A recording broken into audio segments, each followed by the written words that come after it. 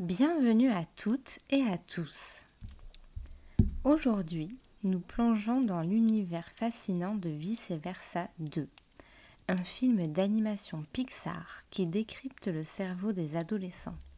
Wivo et Davin discuteront du lien entre le film et la réalité des changements et des comportements chez les adolescents.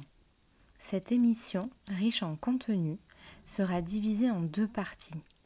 Dans la deuxième partie, nous nous concentrerons sur le cerveau des adultes, ouvrant ainsi la porte à l'éventualité d'un Vice Versa 3. Installez-vous confortablement et préparez-vous à explorer les profondeurs du cortex cérébral.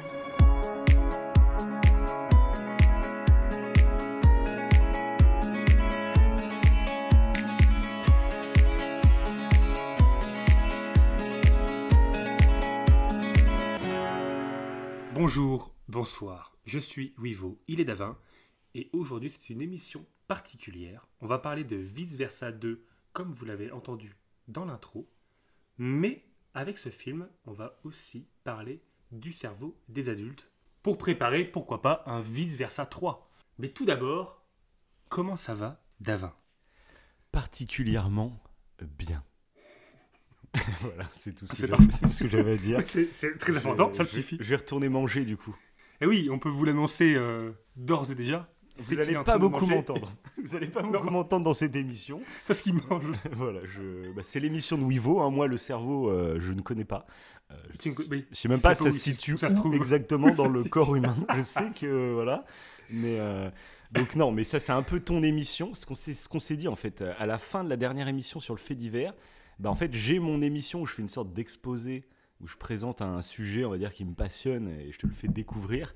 Et on s'est dit, ce serait bien que toi, t'en aies une émission du genre. Et on s'est dit, mais c'est quoi ta plus grande passion déjà pour commencer ? C'est le cerveau. Et on s'est dit, mais est-ce qu'il y a un truc dans l'actualité ? Parce que c'est pas très vendeur le cerveau. Est-ce qu'il n'y aurait pas un film dans l'actualité qui traite du cerveau ?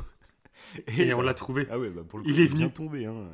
En plus, on en a fait déjà une émission il y a un moment que tu as remis en rediff pour un peu rafraîchir. Oui, tout à fait. Rafraîchir le truc. Donc ça va être plutôt cool. Hein. Ouais, voilà, pour ceux qui n'ont pas vu Vice Versa 1, allez le voir. Après, écoutez notre émission. Après, allez voir Vice Versa 2. Et là, écoutez cette émission. Voilà. Il y a à peu près 15 jours d'investissement pour écouter notre podcast. Ah, tout à fait. Mais si vous voulez vous préparer pour Vice Versa 3... Là, c'est ça. Cette émission sert à ça, en fait. Oui, mais c'est clairement ça, en plus. Parce que du coup, le premier Vice Versa, c'était le cerveau de l'enfant. Là, c'est Vice Versa 2, c'est le cerveau de l'ado. Des ados. Mais obligatoirement, ils vont faire un Vice Versa 3, parce que je crois que ça marche bien. Et peut-être pas l'adulte, mais le jeune adulte, déjà, en fait, on fait une saga. T'imagines, Riley, le personnage principal, on le suit toute sa vie, jusqu'à quand elle est âgée, etc. Ça serait ouf. Ouais, ça pourrait être intéressant, ouais, c'est vrai. Et déjà, là, ça faisait bizarre de la voir en version pré-ado. Ça faisait longtemps que je n'avais pas vu le 1, moi, donc du coup, j'avoue que ça m'a pas choqué. Mais ce qui m'a choqué, mais c'est un truc de ouf, alors je sais pas si toi, tu as le même sentiment, mais je trouve qu'elle ressemble particulièrement à ta fille. C'est un délire. Oui, il y avait un petit air. Mais physiquement, c'est ta fille. C'est choquant, en fait. Moi, je voyais ta fille quand je regardais le truc. Donc je me suis dit, mais lui... Non, pas à ce point-là. Après, je trouve qu'il y avait un petit air, mais c'est fait exprès. C'est fait exprès. Mais même la forme du visage et tout, c'est assez incroyable. Donc par mesure de sécurité, tu ne mettras pas une photo comparaison avec ta fille. Hein, c'est trop tard. Je viens de la publier. Le mec a des réflexes de ouf. T'sais. Non, mais c'est... Je savais que Vice Versa 1, c'était un de tes films préférés. Et là, de voir le 2... Et de me dire, mais c'est clairement sa fille. Des fois, c'est fou. C'est ce qu'on se disait avec d'autres œuvres. Des fois, tu as l'impression que tu es en symbiose avec les créateurs. Et il y a des détails que personne ne va remarquer, mais qui, toi, vont te toucher pour des raisons, mais totalement personnelles, quoi. Et là, moi, quand j'ai vu le film, j'ai pensé à ta fille. J'ai dit, mais c'est fou, quand même. C'est son film. Totalement. En plus, même au niveau de l'âge, ça correspond. Il faut savoir qu'entre le premier et le deuxième, il y a 10 ans d'écart. Enfin, 9 ans, précisément. Et là, du coup, du coup, ma fille rentre dans la préadolescence, on va dire. Donc ça correspond parfaitement au film. Évidemment, quand on a regardé Vice Versa, on sent qu'à la fin du film, il y a une suite potentielle. Avec le fameux bouton danger, puberté. Voilà. Oui, après, est-ce que c'était comme ça? Est-ce que la suite était vraiment prévue? Bon, bah, du coup, il y a eu une suite, mais après, quand même, 9 ans. Et du coup, c'est vrai que ça correspond étroitement à ma fille. C'est assez particulier, ouais, du coup. Mais c'est très intéressant. C'est très intéressant. Mais bon, on va rentrer dans les détails, justement, des cerveaux des ados. Parce que pour le premier vice-versa, si vous ne l'avez pas écouté, on parle aussi de Dingo et Max. Donc, on avait parlé un petit peu de l'adolescence, parce que dans Dingo et Max, on se rapproche plus de l'adolescence, je trouve, au niveau des personnages. Ah bah clairement, ouais. Oui, c'est vrai que cette émission était cool. Je l'ai pas réécouté moi du coup, mais Dingo et Max, faut savoir que moi c'est un de mes films qui a marqué vraiment mon enfance, et c'est vrai que ça parle un peu de ça. Et donc on avait relié un peu les deux films, ça. Mais ça date cette émission, Oui, je sais même plus j'ai quand pas regardé elle est. justement là. Mais elle date un petit peu, oui. Sachant que du coup, on avait, c'était un peu une émission et 3 films, parce que du coup, on avait raccroché le fameux documentaire Le cerveau des enfants à ces deux grands dessins animés, enfin un Pixar et un Disney. Exactement. Et du coup, non, c'était très intéressant parce que et du coup, le cerveau des enfants, le documentaire est vraiment centré justement sur le cerveau des enfants entre 0 et 6 ans. Alors que là, bah, l'adolescence, c'est un autre truc. Et c'est vrai que maintenant, il y a des nouvelles données encore sur le cerveau. C'est toujours aussi passionnant. Ben oui, mais c'est ça qui est ultra intéressant avec cette matière, j'ai envie de dire, c'est que c'est en ce moment en constante évolution. Et ça impose beaucoup d'humilité, je trouve. Parce que souvent, tu sais, on a tendance quand on apprend quelque chose, et ben c'est la vérité, puis tu sais, on bloque un peu dessus. C'est le premier truc que tu as appris, c'est la vérité, et tu as beaucoup de mal à revenir en arrière sur tes croyances. Et là, bah, justement, je trouve que ça colle totalement avec ce sujet du cerveau, de lutter contre ses biais, tout ça. Et cette matière en elle-même, étudier le cerveau, bah, c'est tout le temps vouloir se remettre en cause et suivre l'actualité, même des études scientifiques qui tombent ouais, tout à fait. Tout à fait, ouais. Pour avoir des connaissances à jour. Tout à fait. Juste avant, oui, en émission, entre guillemets, passion, j'en avais déjà fait une, mais il y a un petit moment. Ouais. C'était sur les arts martiaux. T'en avais fait 2. Mais c'est vrai qu'après, 2, ouais, du coup, j'avais fait un art martial 2.0, parce que bah, je trouve que les arts martiaux, c'est tout aussi intéressant pour moi. Hein, c'est pour moi, évidemment, c'est purement subjectif. Oui, moi, j'en ai rien à Et parce qu'il y a... Oui, toi, t'étais pas là hein, quand j'ai fait ces 2 émissions. Il répondait pas. Quand je disais Dava est là. Intelligence artificielle qui parlait à ma place. C'est ça. Et non, mais du coup, oui, il y a des raccords, je trouve, entre le cerveau et les arts martiaux. Mais pour ça, allez voir le podcast sur les arts martiaux. Voilà. On va faire une playlist spéciale émission de Wivo, c'est ça que tu veux? Wivo, c'est ça. Non, là, pour le coup, c'est vraiment... j'ai créé justement la page Instagram Wivo Cerveau, où je publie des dessins et des études de neuroscientifiques que j'ai moi-même trouvées, évidemment. Non, pas du tout. Des articles que j'ai lus et que je relate à travers des dessins. C'est que moi, de base, dès tout petit, de toute façon, j'étais intéressé par le comportement humain. Alors, pas dès 5 ans, faut peut-être pas exagérer, mais dès l'adolescence, j'ai commencé à m'intéresser un petit peu à la psychologie. Et à l'époque, par contre, quand je faisais mes recherches sur Internet, je tombais surtout sur la psychanalyse. Sur la psychanalyse de Freud, sur la psychanalyse de Carl Jung. Et du coup, c'était théorique. Surtout que la Freud, il y a beaucoup de trucs qui ont été démentis. Donc, il y avait beaucoup même de théories qui étaient basées sur rien. Donc, c'était un peu ésotérique presque. Hein. Et du coup, bon, après, il y avait des choses évidemment intéressantes. Et quand il y a eu toute cette montée un petit peu des neurosciences, là, justement, ça a été un renouveau parce que au moins, là, tu as des données sur le comportement humain qui ont été prouvées, réitérées. Alors, c'est pas fiable peut-être à 100%, ça dépend des études, mais c'est beaucoup plus proche de la réalité de notre comportement que ce que c'était auparavant par rapport aux théories psychanalytiques, etc. Et tout. Mais du coup, mais ce qui est ultra intéressant, je trouve, c'est que les théories justement de Freud et tout, c'est des trucs qui ont guidé, on va dire, nos penseurs pendant plusieurs décennies. Ouais, c'est vrai. Je sais même plus c'est quand Freud, mais du coup c'est ultra important d'en parler parce que avant qu'il y ait toutes ces études neuroscientifiques qui nous approchent, comme tu dis, de la réalité, bah forcément on se basait avec ce qu'on pensait être le plus proche de la réalité, et c'était ces théories-là, et qui même, je trouve, expliquent certains pans de notre société. Hein. Je trouve il y a tout un sujet, même si aujourd'hui du coup il y a beaucoup de théories qui ont été balayées, on va dire.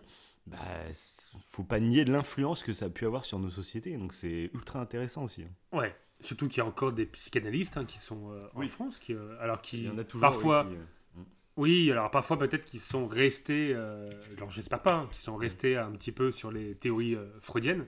Ah bah si, la plupart si, hein. Mais je pense qu'il y en a qui sont pas au courant que la plupart des théories ont été...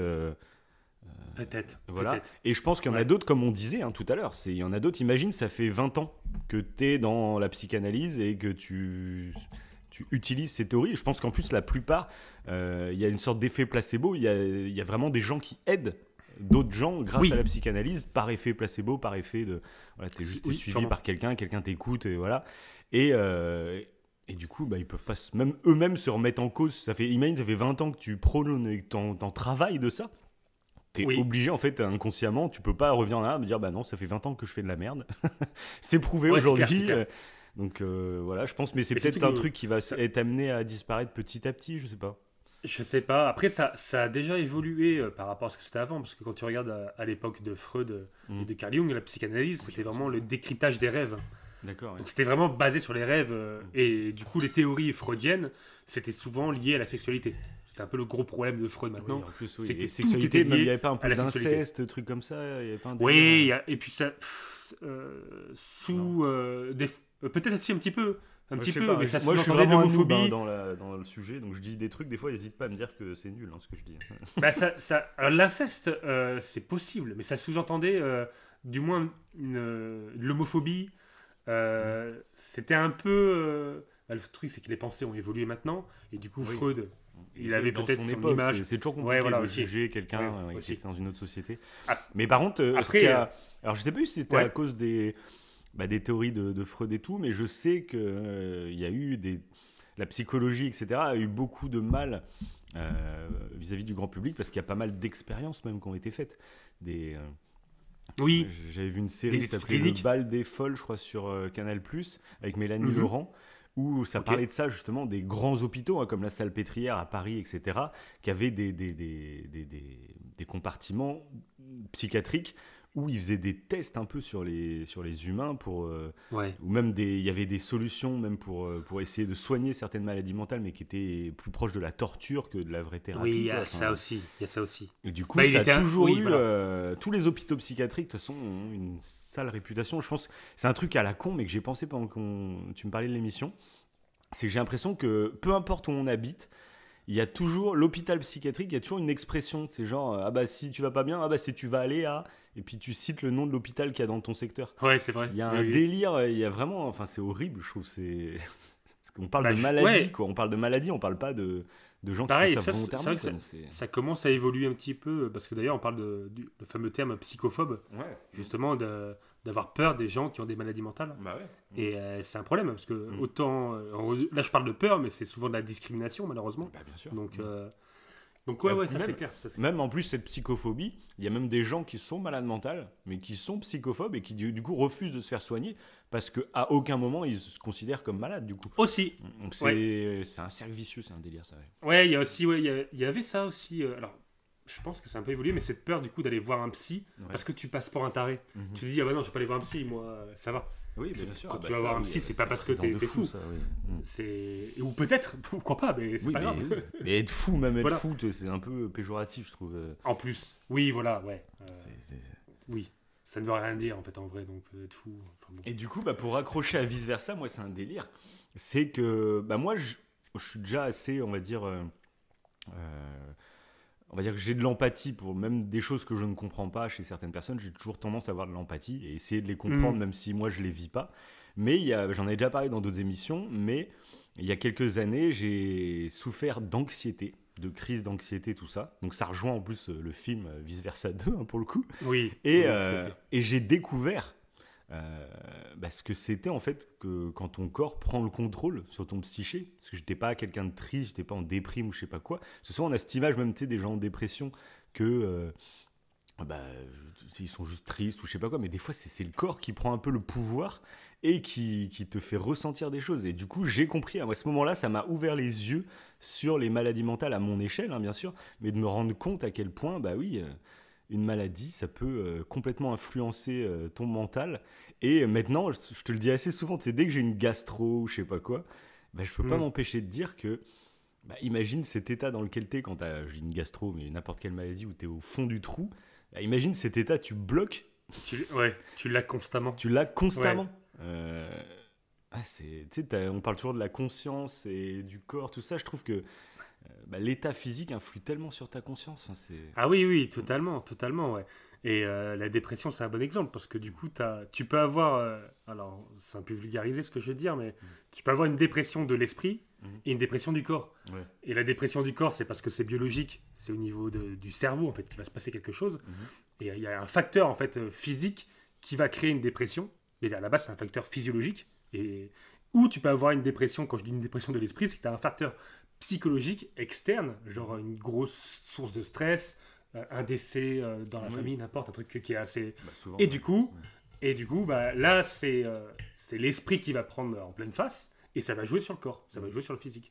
Ou des fois, c'est l'inverse. Du coup, c'est physique, et ça va jouer sur l'esprit. Donc, on se rend compte que la dépression, elle peut être autant physiologique que psychologique. C'est pas la même chose. Même si les résultats après le même, l'entrée en jeu, ça peut être autant le corps que l'esprit. C'est assez... Et c'est dingue. Moi, je ne savais pas ça au début.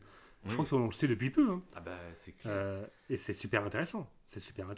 Ah oui, et puis du coup, ce qui est intéressant, moi, je trouve, moi, dans cette période où j'avais vraiment des phases d'anxiété très, très, très vénères, ce qui m'a aidé, justement, c'est de me rendre compte que c'était aussi le corps qui était responsable. Et du coup, moi, clairement, je m'en suis sorti. Alors, c'est le truc très basique, mais pour moi, c'est le meilleur de tous les traitements. Parce que même si, tu vois, je ne suis pas quelqu'un qui est contre la médecine, tout ça, hein, bien sûr, mais tu as toujours tendance, putain, j'ai pas envie de prendre un calmant, j'ai pas envie de prendre... tu sais, tu as peur de devenir dépendant à un truc ou je sais pas quoi.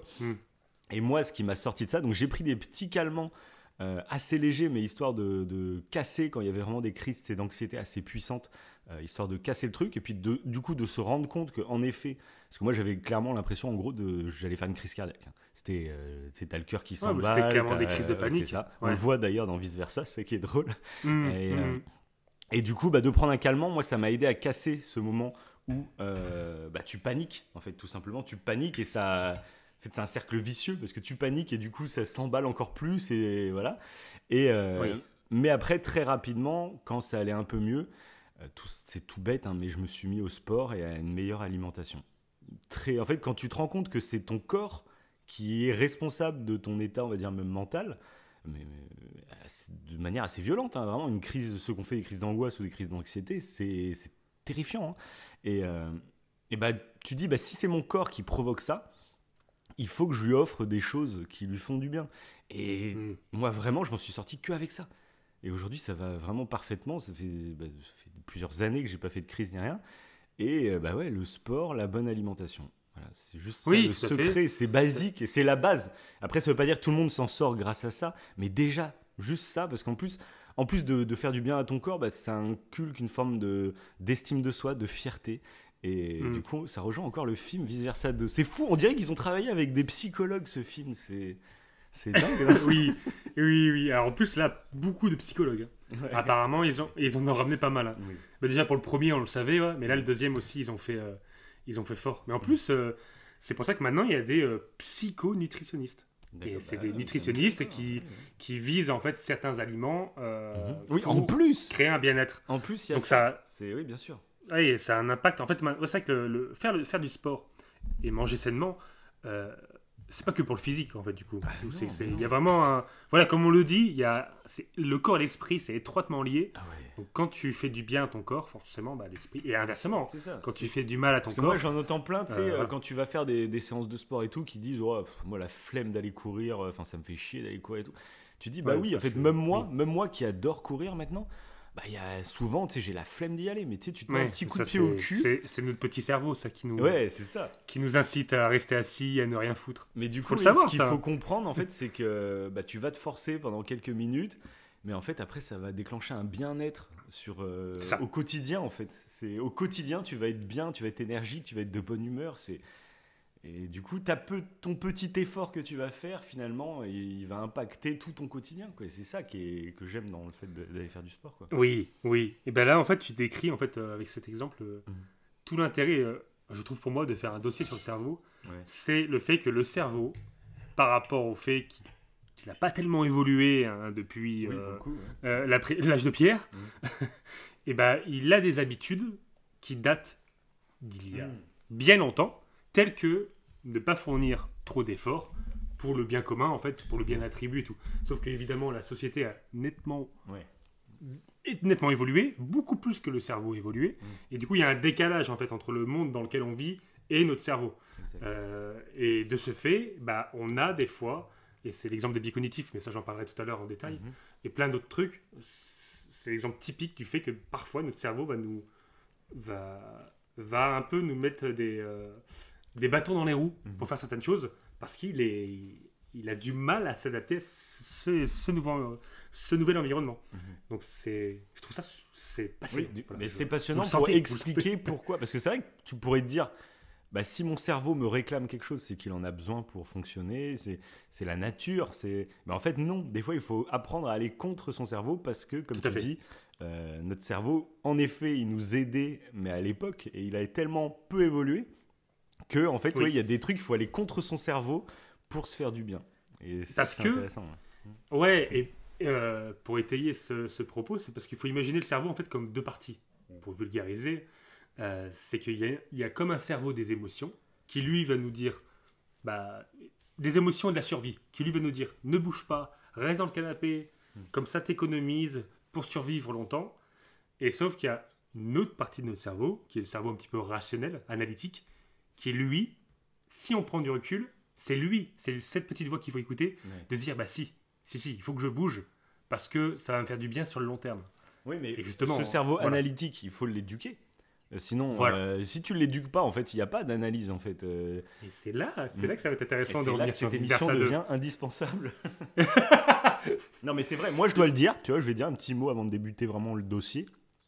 C'est que moi, comme tu es passionné par ça, en fait, moi, ça fait des années maintenant que tu me donnes plein de petits tips. Que je te saoule avec ça, je te dis. Ah non, pour le coup, non, moi je trouve ça relativement intéressant tout le temps. Mais en plus, c'est que j'aurais du mal à analyser l'impact que ça a eu sur ma vie.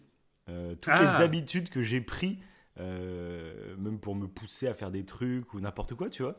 C'est des petits tips comme ça. C'est pour ça que cette émission peut être très cool parce que vous allez peut-être pas tout retenir, mais réécoutez l'émission de temps en temps si vous voulez vous remettre à jour. Mais surtout, il y a des petits conseils, je pense. Vous n'allez pas tout prendre. Ne prenez pas tout d'ailleurs. Mais il y a des trucs qui vont vous parler et peut-être qui vont vous aiguiller petit à petit. Et moi, je sais que ça a eu un impact de ouf, je pense. Donc, oui, parce que si je parle moi personnellement, clairement, ça a changé ma façon de voir les choses.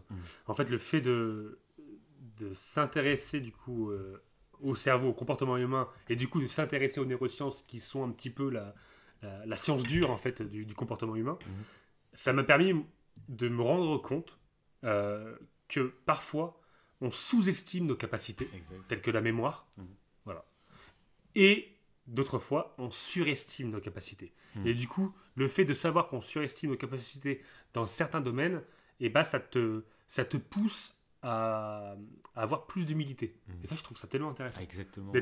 Ça te rend plus humble et d'une certaine manière, tu te dis non, mais il y a certaines compétences où tu pensais que tu étais mauvais, et en fait, non, tu l'es pas. Et puis ça peut servir du coup à se pardonner des choses. Au lieu de dire, je suis nul dans tel truc, non. On a tous des biais et tout, et au contraire, ça peut m'aider à, si on se trouve pas bon dans un domaine, à s'aiguiller justement pour être plus fort ou quoi. Et puis... Oui, tout à fait. Et c'est un truc qu'on avait évoqué d'ailleurs dans Vice Versa 1, sur le cerveau des enfants, qu'en France tout particulièrement, il y avait un peu, alors c'est peut-être pas spécifique à la France, mais du coup le documentaire sur le cerveau des enfants expliquait que la plupart en fait des enfants en France, du coup, ont un petit peu ce comportement fataliste, de se dire j'ai raté quelque chose, ça veut dire que je suis nul dans ce domaine. Mais non, c'est pas comme ça en fait qu'il faut faire les choses, c'est pas parce que tu as raté quelque chose que tu es nul. Et justement, le fait de dire que tu es nul va malheureusement te rendre nul. En fait, c'est ça le pire. C'est que... Et du coup, justement, il faut avoir pas un état d'esprit fixe, comme ils disent, mais il faut avoir un état d'esprit souple et progressif, et se dire, là, j'ai raté quelque chose, et j'y arriverai mieux demain si je m'entraîne. Tu vois, en fait, on peut être bon à tout, en fait, si on veut. Oui. C'est juste une question d'entraînement. Oui. Et on peut être bon à tout sans forcément être le meilleur dans tout. Voilà. Être bon bien sûr. Dans tout, c'est possible, quoi. Oui, voilà. On peut toujours s'améliorer du moins. Et c'est ça, c'est à travers les infos sur le comportement humain qu'on se rend compte de certaines choses et qu'on se dit, voilà. Ça aide même l'humilité de se dire, putain, à un moment, j'ai réagi de telle ou telle façon. Et tu sais, on a tendance Je pense que c'est dû aussi à notre éducation qui vient des religions, où tu sais, on parle d'âme, on parle de libre arbitre, tout ça.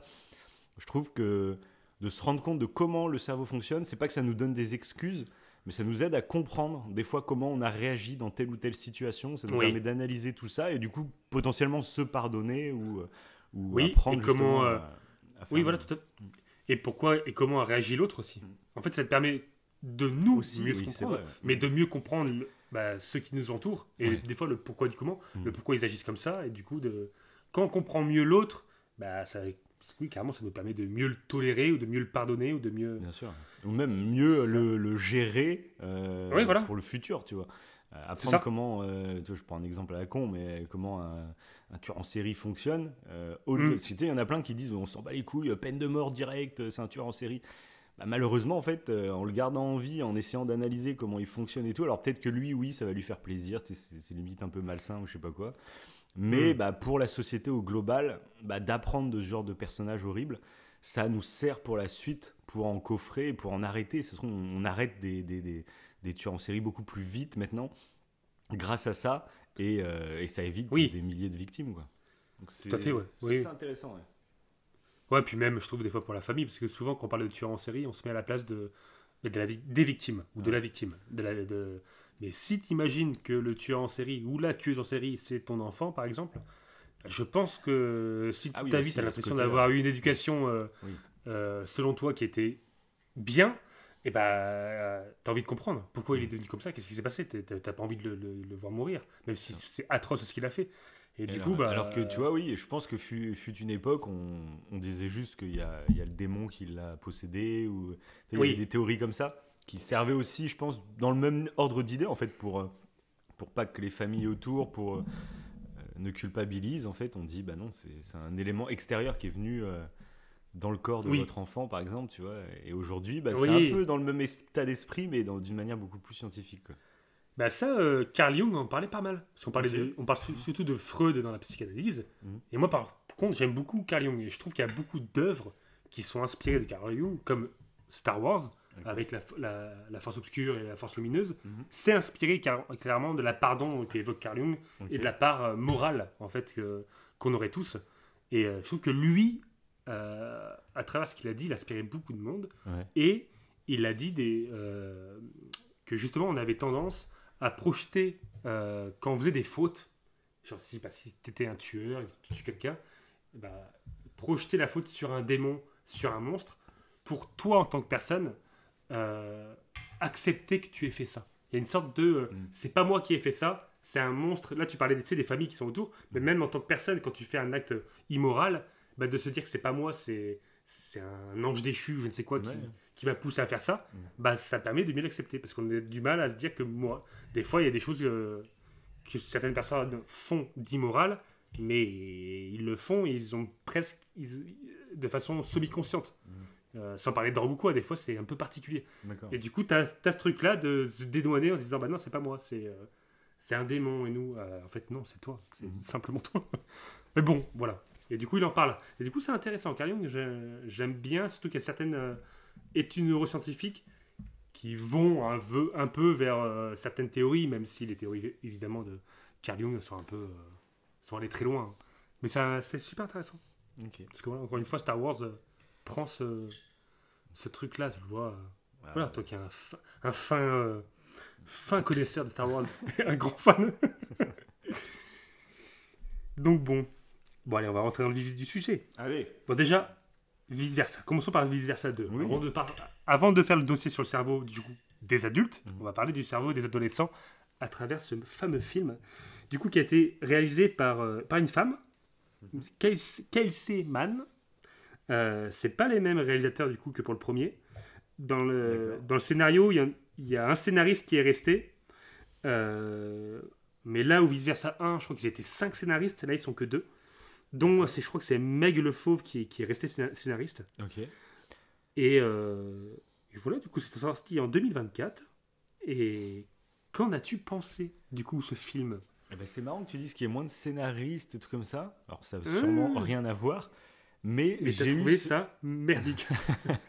Non, parce que des fois, à 2, ils vont faire un bien meilleur travail que 40 scénaristes. Ah, vous trouvez ça génialissime. Laisse-moi parler, s'il te plaît. Ah ouais, excuse-moi. Je te donne mon avis, c'est bon. On a écouté le tien. On flirte. Ouais, c'est clair. Non, mais déjà, j'ai trouvé que le film, en fait, faisait plus intimiste que le premier. Je sais pas comment dire. Je l'ai trouvé, finalement, petite ampleur. Je sais pas si tu as eu ce sentiment. Alors peut-être qu'il était court aussi, je sais pas le premier combien de temps il durait, mais je l'ai trouvé en fait ouais, même pour un Pixar, tu vois, je l'ai trouvé. Alors après ça colle avec le côté un peu huis clos qu'il y a dans le cerveau, tu vois, mais je l'ai trouvé qu'il avait un peu moins d'ampleur.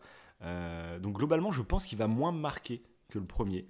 Après le premier, il y avait la découverte, il y avait tout ça.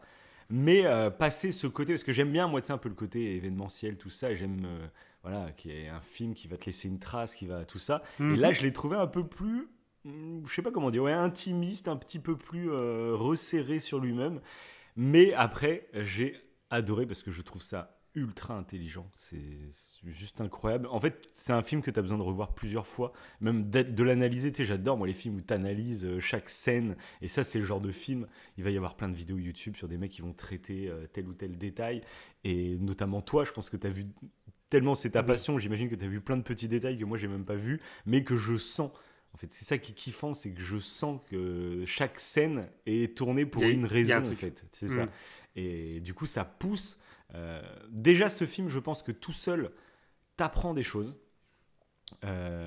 Mais en plus, en l'analysant, en poussant le truc, et ben, ça te fait partir sur plein d'infos que à toi d'aller creuser un peu plus et un peu mieux, tu vois. Mais au moins, c'est une sacrée porte d'entrée. Et alors, je serais assez curieux d'avoir l'avis d'enfant, mais j'ai l'impression, un peu comme le 1, c'est que c'est un film qui doit être assez agréable pour les gamins qui vont rien voir du côté psychologique. Peut-être ça leur laissera une trace, j'en sais rien, mais en tout cas c'est un film, je pense, qui est très vivant, très marrant, il y a des personnages dans tous les sens qui sont ultra caricaturaux, mais c'est le but aussi du truc. Et du coup comme beaucoup de Pixar, je trouve que c'est des films, tu peux y aller avec tes gamins, en fait.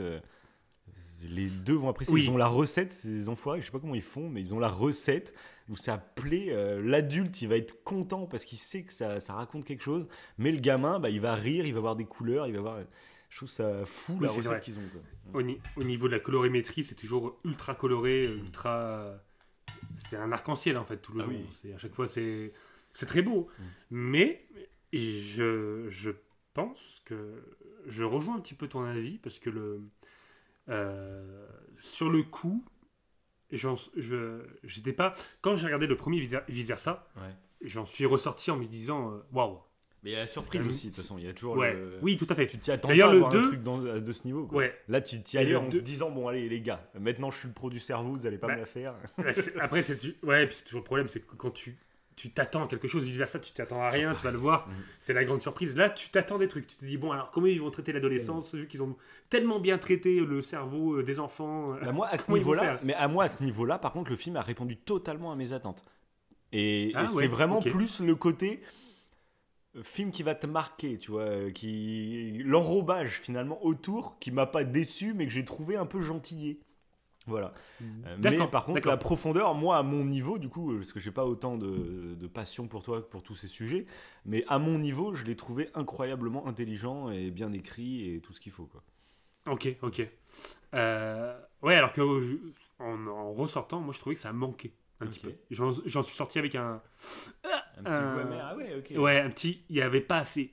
Il y avait pas assez, mais après en même temps des attentes, hein. Ça n'importe quoi. Tu parlais de Star Wars tout à l'heure, je crois que c'est la licence par excellence où les mecs ont des attentes et ils s'attendent à un chef-d'œuvre à même une série, il faut que ça soit un délire monumental. Il faut que ça redéfinisse les codes du cinéma à chaque petit court-métrage. Il faut que ça soit une révolution. Oui, c'est ça. Comme pour un jeu vidéo. À chaque nouvel opus, il faut que ça soit une révolution. C'est le problème des attentes. Hein. Nous, on le dit depuis le début de notre podcast, il faut réussir à modérer ses attentes parce que forcément, ça va te biaiser de la mauvaise façon si t'en as trop. Même si c'est cool aussi des fois d'attendre quelque chose. Parce que ça, c'est un des premiers biais du cerveau. Hein. Là, on en parle clairement. C'est vrai. Parce que là, pour le coup, effectivement, à cause de cette attente, de cette hype, j'ai pas été déçu. mais j'ai eu un sentiment de il manque quelque chose. Okay. Sauf que après, en me renseignant un peu plus sur l'adolescence au niveau du cerveau, parce que c'est vrai, quand on parle de l'adolescence, on parle souvent des hormones. Voilà. Et là, on n'en parle pas forcément des hormones. Il y a quelques petits passages très... Alors qu'il concluait le premier avec un bouton d'acné. Donc tu aurais pu dire qu'ils vont partir là-dessus à fond. Et pas du tout. Ils n'ont pas du tout. Mais je pense que c'était ça. En fait, quand je suis ressorti de ce film, je me suis dit, bon, en même temps, ça doit être ultra difficile de parler de l'adolescence, vu qu'il y a énormément de choses à évoquer. Et là, on n'est pas censé évoquer les hormones. Je pense que les gens savent qu'à l'adolescence, tu as des changements hormonaux.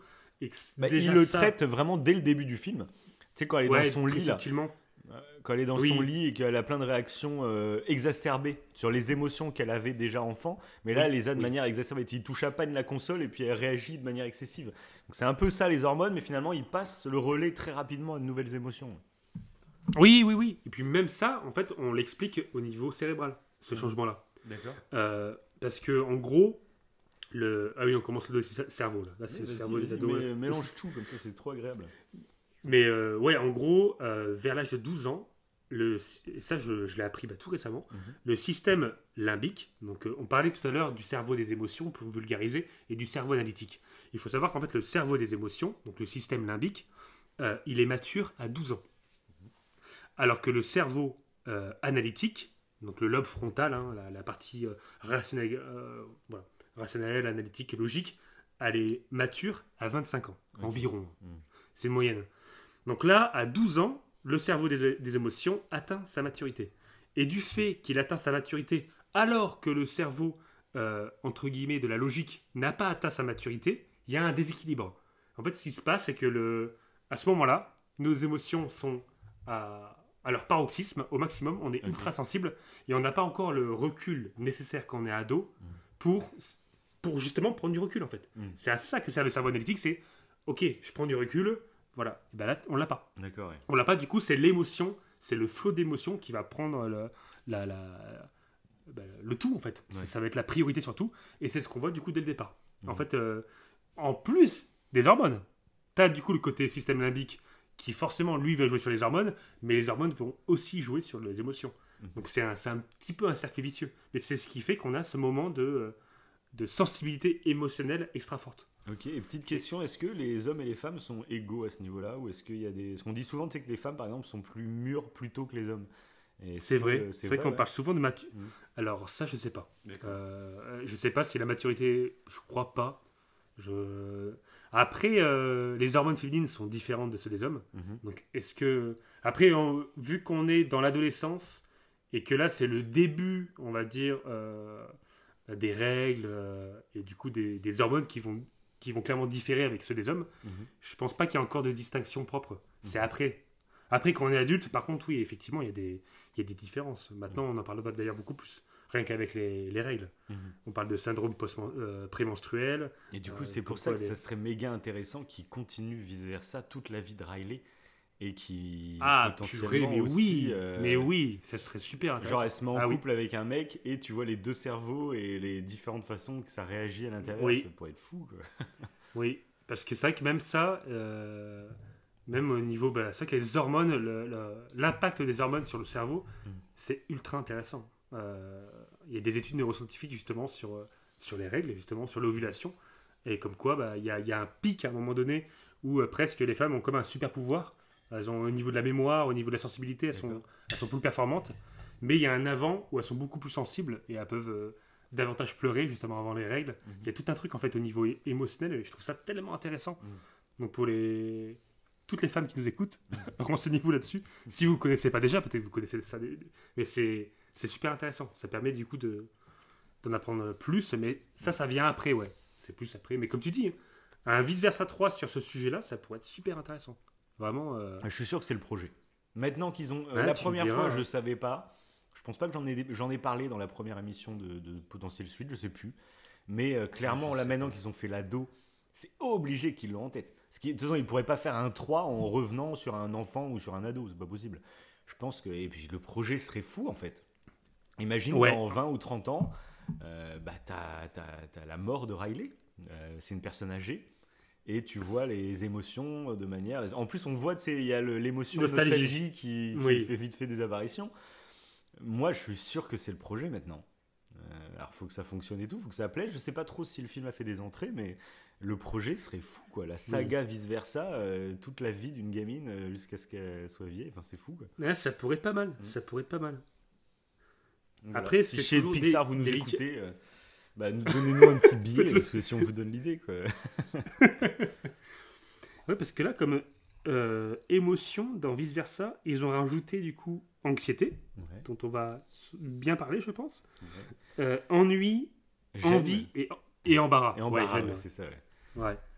Bon, ennui, concrètement, il ne sert pas à grand-chose. Hein. Moi, j'ai trouvé... C'est l'adolescente, là, un peu gothique. Ouais, c'est ça. Ouais, c'est le côté, le petit humour, Oui, tu le vois, par contre, en premier générique, en premier post-générique, je crois. Ah ouais ? Ok. Ouais, on voit qu'ennui intervient à un moment donné quand les parents de Riley demandent si ça s'est bien passé au campus. Et là, du coup, il y a ennui qui dit ouais, très bien. Genre, t'as pas envie de... D'accord. T'as toutes les émotions qui s'emballent et t'as ennui qui prend le relais, comme si c'était un système de défense. D'accord, ouais.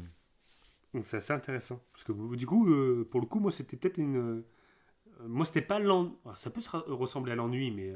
Parce que dans l'ennui, t'as un peu la nonchalance. Ouais. Et moi, quand j'étais ado, la nonchalance, c'était un peu une façon pour moi de cacher mes émotions. Ok. C'est vrai que j'étais nonchalant, moi, avec les profs. Je t'imagine bien que ça. Parce que oui, nous, il faut le savoir, c'est un truc qu'on s'est rendu compte, parce que je viens de fêter récemment mon anniversaire. Et du coup, on a calculé, et ça fait 18 ans qu'on s'est rencontrés, mec. Mais oui. Ça fait 18 ans, mec. Et c'est une personne presque adulte. C'est ça. C'est fou. C'est fou. En fait, ça fera 18 ans, là, dans un mois et demi. En septembre, ça fera 18 ans. Voilà. Donc, c'est terrifiant. Je sais pas ce que c'est pour ça qu'on s'est connus, d'une certaine manière, adolescents. On connaît nos... Ça, oui, bien sûr, moi je me rappelle. Encore que... Non, on n'a pas connu notre préadolescence. Oui, heureusement, on est passé chacun... on a évité ce truc-là. Parce que tu vois, tu parlais de crise de panique tout à l'heure. Et moi, si je me suis intéressé du coup au comportement humain assez jeune, c'est justement parce que quand j'étais pré-ado, j'avais tendance à rougir facilement. Ouais. Et ça, pour moi, ça a été une...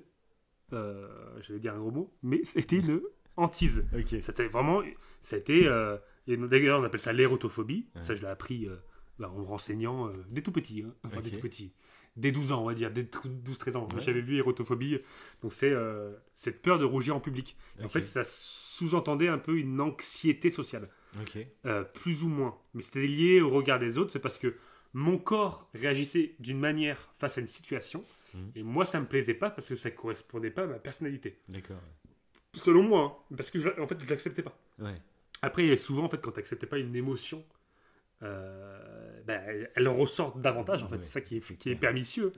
Et du coup, une fois que je l'ai accepté et que j'ai commencé un peu à faire le zouave en cours, on va dire, ça m'a permis de faire, de faire pas du théâtre, mais de faire le comédien et de faire le con, clairement. Là, ça m'a permis de surmonter ça. Ouais. Mais ça m'a bouffé. Hein, et c'est pour ça que j'aimais pas ça. Mais c'est ultra intéressant parce que justement, si vous avez des enfants qui vont arriver dans ces âges-là, où c'est vrai que c'est les années finalement peut-être les plus dures, où tout peut basculer très vite, je pense. S'il y a un comportement qui n'est pas adéquat en classe, au lieu de juste sanctionner bêtement, c'est peut-être une petite alarme, un petit truc où justement il y a besoin de parler avec votre enfant pour essayer de le comprendre, il y a peut-être quelque chose qui va pas. C'est des petites alarmes qui, alors qu'on aurait tendance, tu vois, t'entends que ton fils ou ta fille fait des bêtises à l'école ou je sais pas quoi, t'as peut-être tendance à vouloir sanctionner pour que ça, en disant que c'est la solution, mais des fois ça mène à rien et au contraire la sanction peut encore aggraver le truc, quoi. Donc voilà, ça veut pas dire qu'il faut être laxiste non plus, mais il faut gratter, quoi. Il faut essayer de comprendre justement ce qui se passe. Mais d'ailleurs, ils sont particulièrement bienveillants, je trouve, les parents de Riley parce que des fois, Riley, elle est vraiment elle est quand même. Il y a des moments où elle a des bonnes crises et ils restent très calmes, les parents. Oui, c'est vrai. Ce qui est difficile, hein, mais. Un truc par contre que j'ai trouvé ultra intelligent. J'ai tellement cru dans le film que ça allait tourner à la caricature qu'on a vu 1000 fois dans 1000 autres films. Ah, je vois ce que tu veux dire. Ah bon ? Oui. Vas-y. Tu vas parler de Val, celle qui est un petit peu la fille la plus populaire du campus. Un petit peu. Val, en gros, et ses copines, où généralement, dans ce genre d'histoire, Riley, mauvaise. Ouais, voilà. Riley, elle va vers des connasses. Tu vois. En gros, généralement, c'est ça, hein, le délire. C'est tu quittes tes meilleurs amis, c'est elles, ça sont vraiment, c'est le sang, quoi.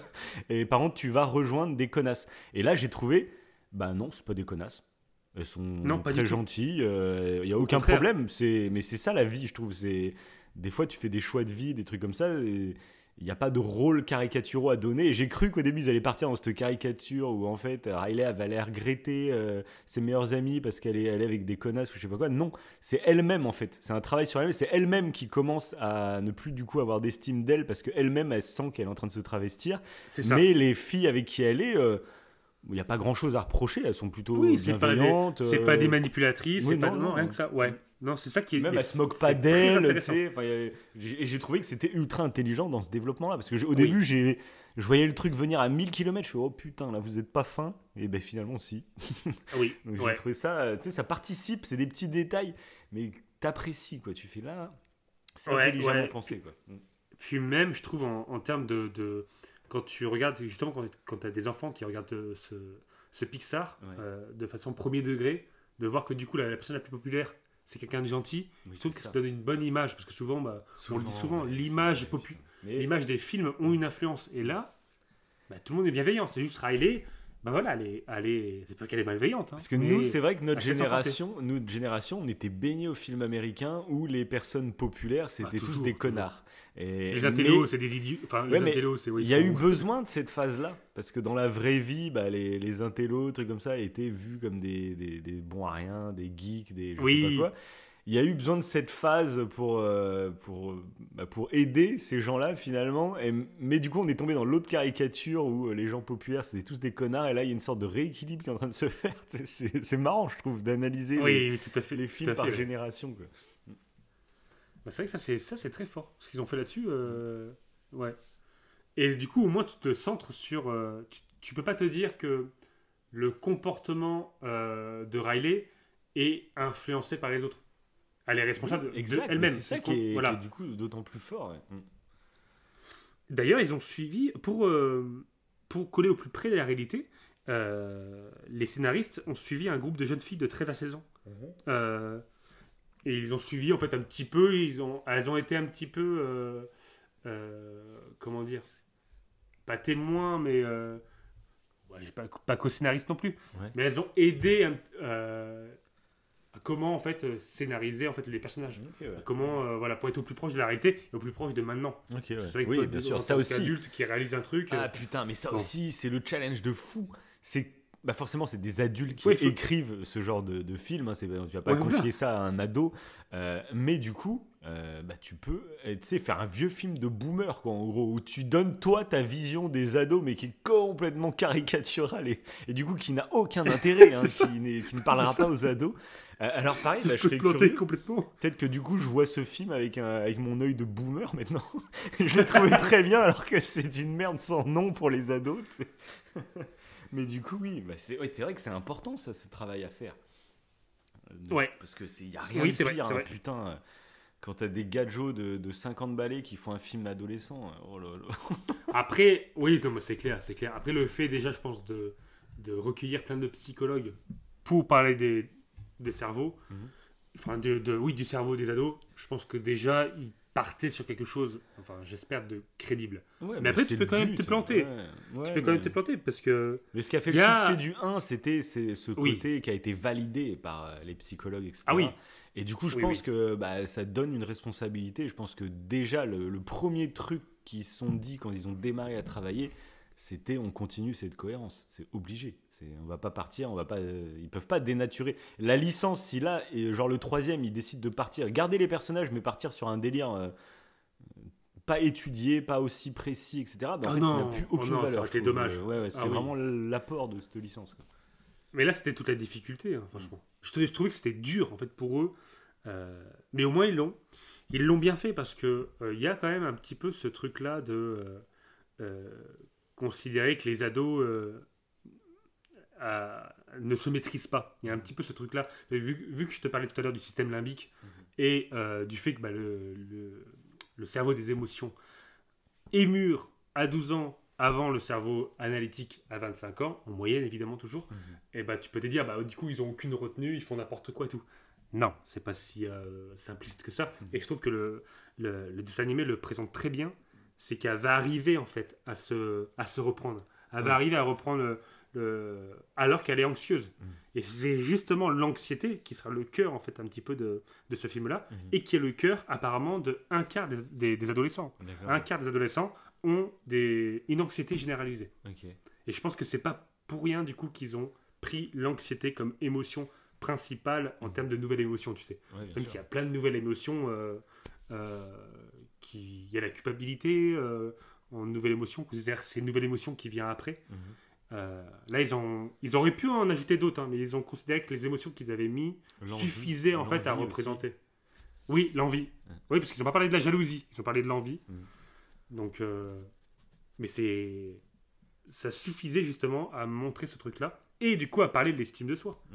J'ai trouvé ça trop bien en fait qu'ils parlent de l'estime de soi. Parce que pareil, moi, l'estime de soi, c'était un sujet pour moi. J'ai lu des bouquins là-dessus et tout.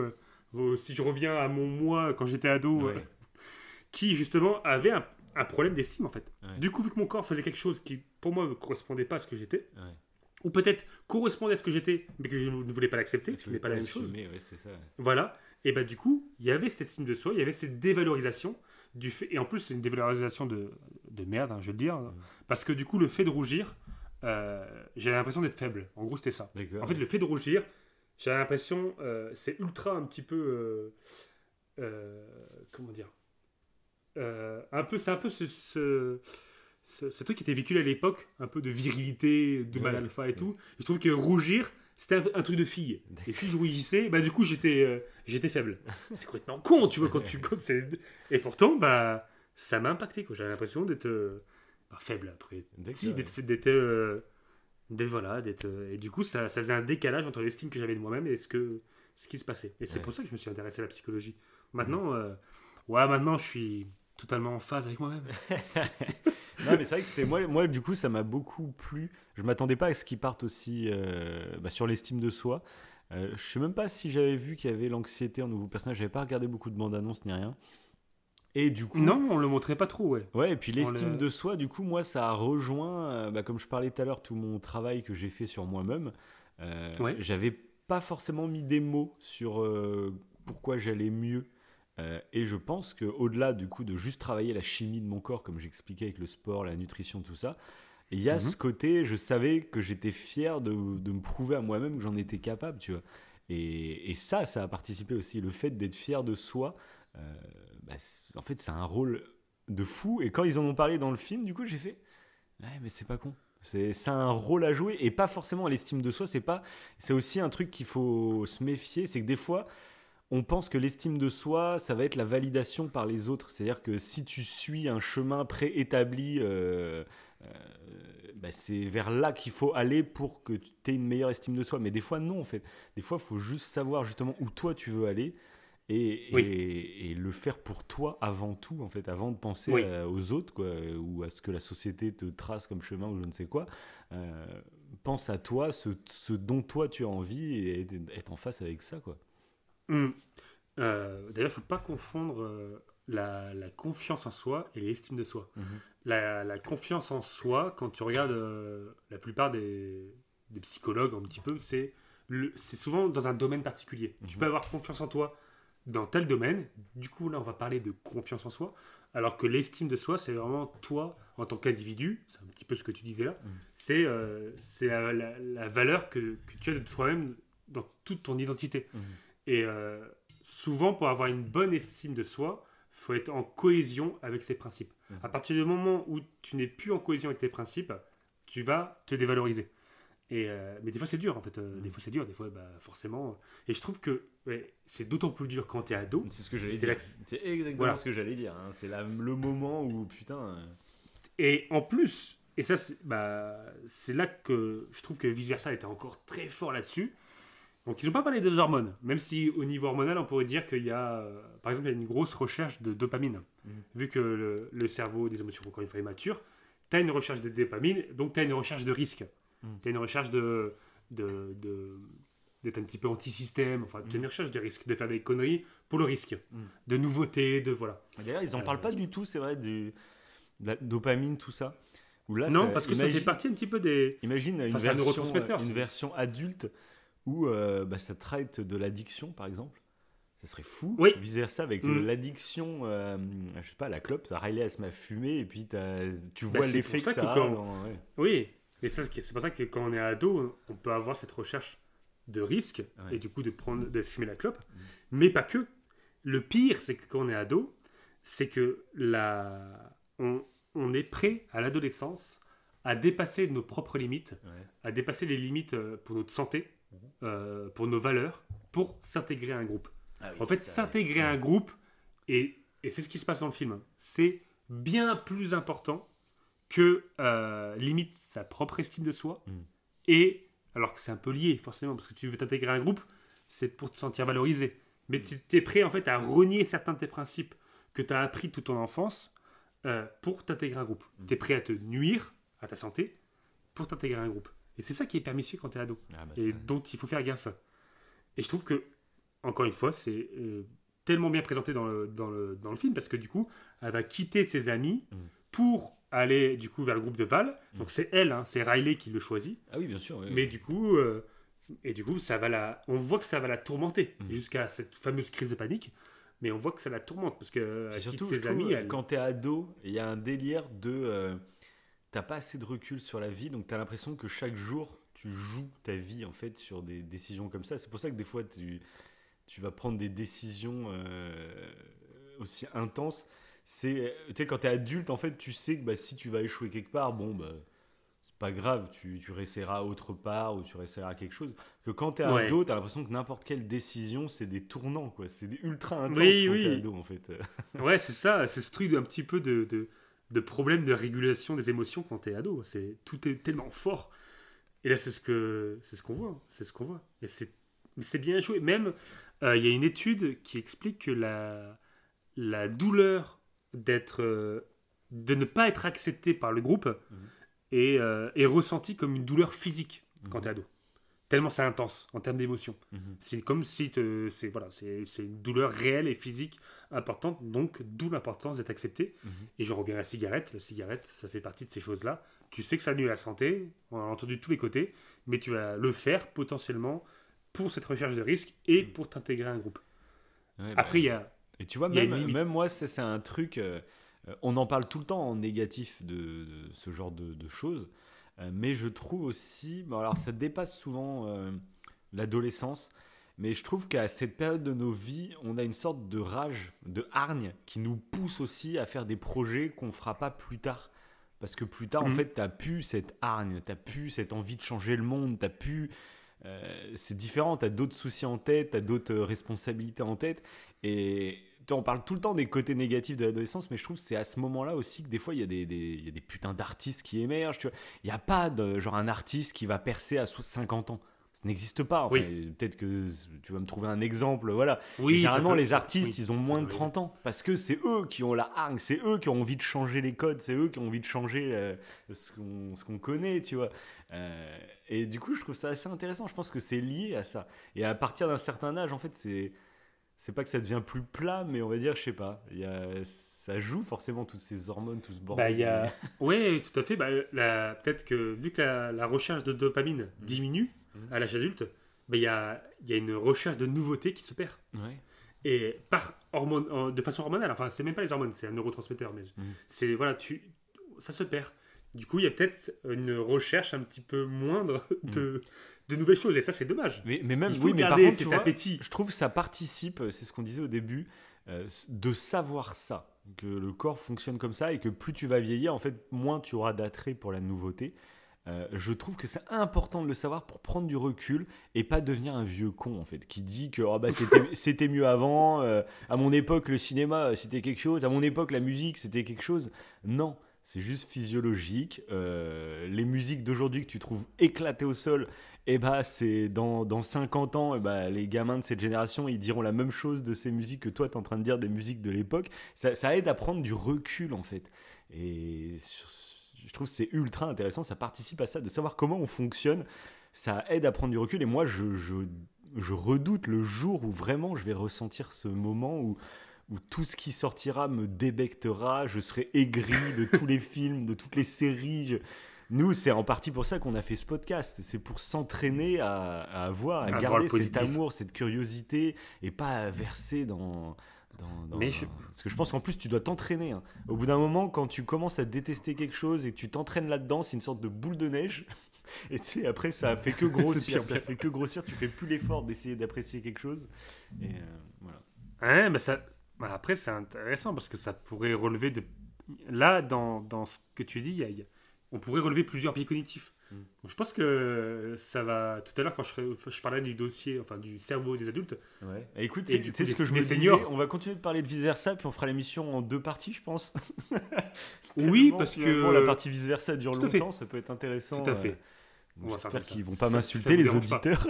Ils vont m'insulter. Oui, parce que la deuxième partie sera disponible que l'année prochaine. Voilà. On fait une pause complète d'1 an, donc il n'y aura plus rien pendant 1 an. Ouais, c'est ça. Mais, et du coup, même, après, ce qu'il faut se dire, nous, en tant qu'adultes, et justement par rapport aux ados, quand on dit tout ça, il ne faut pas voir les ados comme des personnes qui... on a été ados nous aussi, mais de se dire, on était ados, on prenait des risques inconsidérés, on faisait n'importe quoi. Tu te rappelles les soirées où on finissait dans des bennes à poubelles, où on se jetait dans les arbustes C'est vrai. Ou quand j'avais sauté d'un toit de voiture sur la tête. Ah ouais, mais c'était marrant, ça. Ça, c'était à refaire. Ça serait à refaire. Tuer, Après, il y a ce truc-là, en fait, quand t'es ado, t'as quand même la capacité de... t'es prêt à t'intégrer dans un groupe, pas contre tout. En fait, après, là, ça dépend des ados. Évidemment, ça dépend de l'éducation, ça dépend des facteurs externes, mais en règle générale... t'es prêt à prendre des risques, mais pas non plus des risques trop inconsidérés pour entrer dans un groupe. T'as quand même une limite. Ok. Ouais. Mais voilà, t'as une limite. Et d'ailleurs, il y avait... alors, c'est dans le podcast Émotion, qui est un podcast qui parle des émotions, qui est génial, qui est génialissime, de Louis Média. Ça évoque beaucoup, beaucoup de sujets. Et il y a eu 2 témoignages que je trouve intéressants. Il y a une fille qui, justement, a commencé à avoir elle avait 13 ans, je crois, donc c'était la préadolescence. Ouais. Elle a commencé à avoir une relation avec Elle était allée dans un campus, et donc avec un moniteur, on dit Oui, un moniteur. Donc il avait, je crois, 18 ans, lui. Donc il y a un écart d'âge quand même assez conséquent. Voilà. Et du coup, au début, elle était comme ravie, en fait, d'avoir cette liaison avec lui. Mais ils parlaient juste, il n'y avait pas de... Ils parlaient juste. Et elle en a parlé autour d'elle. Elle s'est rendue compte que les gens autour d'elle trouvaient ça un petit peu bizarre. Et même elle, en fait, elle s'est rendue compte que quand elle en parlait, avant même que les gens trouvent ça bizarre, elle en avait honte.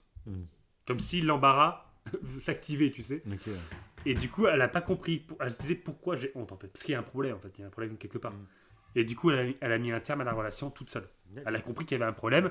Donc elle était ado, mais elle a mis un terme toute seule. Voilà, elle s'est dit, ça va pas. Et maintenant, quand elle y repense, parce que maintenant qu'elle témoigne, elle est adulte, elle trouve ça évidemment dégueulasse. Elle se dit pourquoi il y a un mec de 18 ans qui s'est intéressé à moi alors que j'étais pré-ado.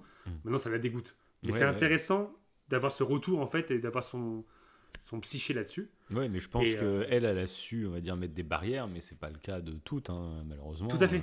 Tout à fait. Oui, bien sûr.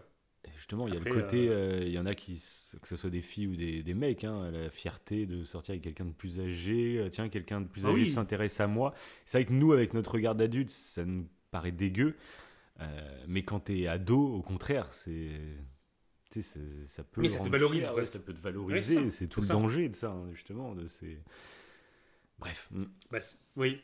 Et il y a une autre personne qui a témoigné, je trouvais ça assez intéressant, qui, en fait, il était avec un groupe d'amis en école primaire.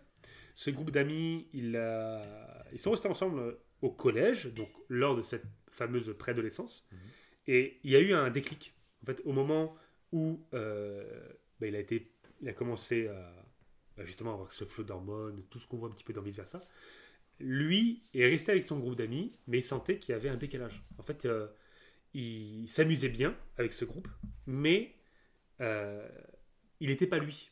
Comme si, en fait, il y avait une dissonance entre ce qu'il voudrait être, son lui, avec ses goûts musicaux, avec ses goûts autres que musicaux, hein, mais voilà, ses activités, etc.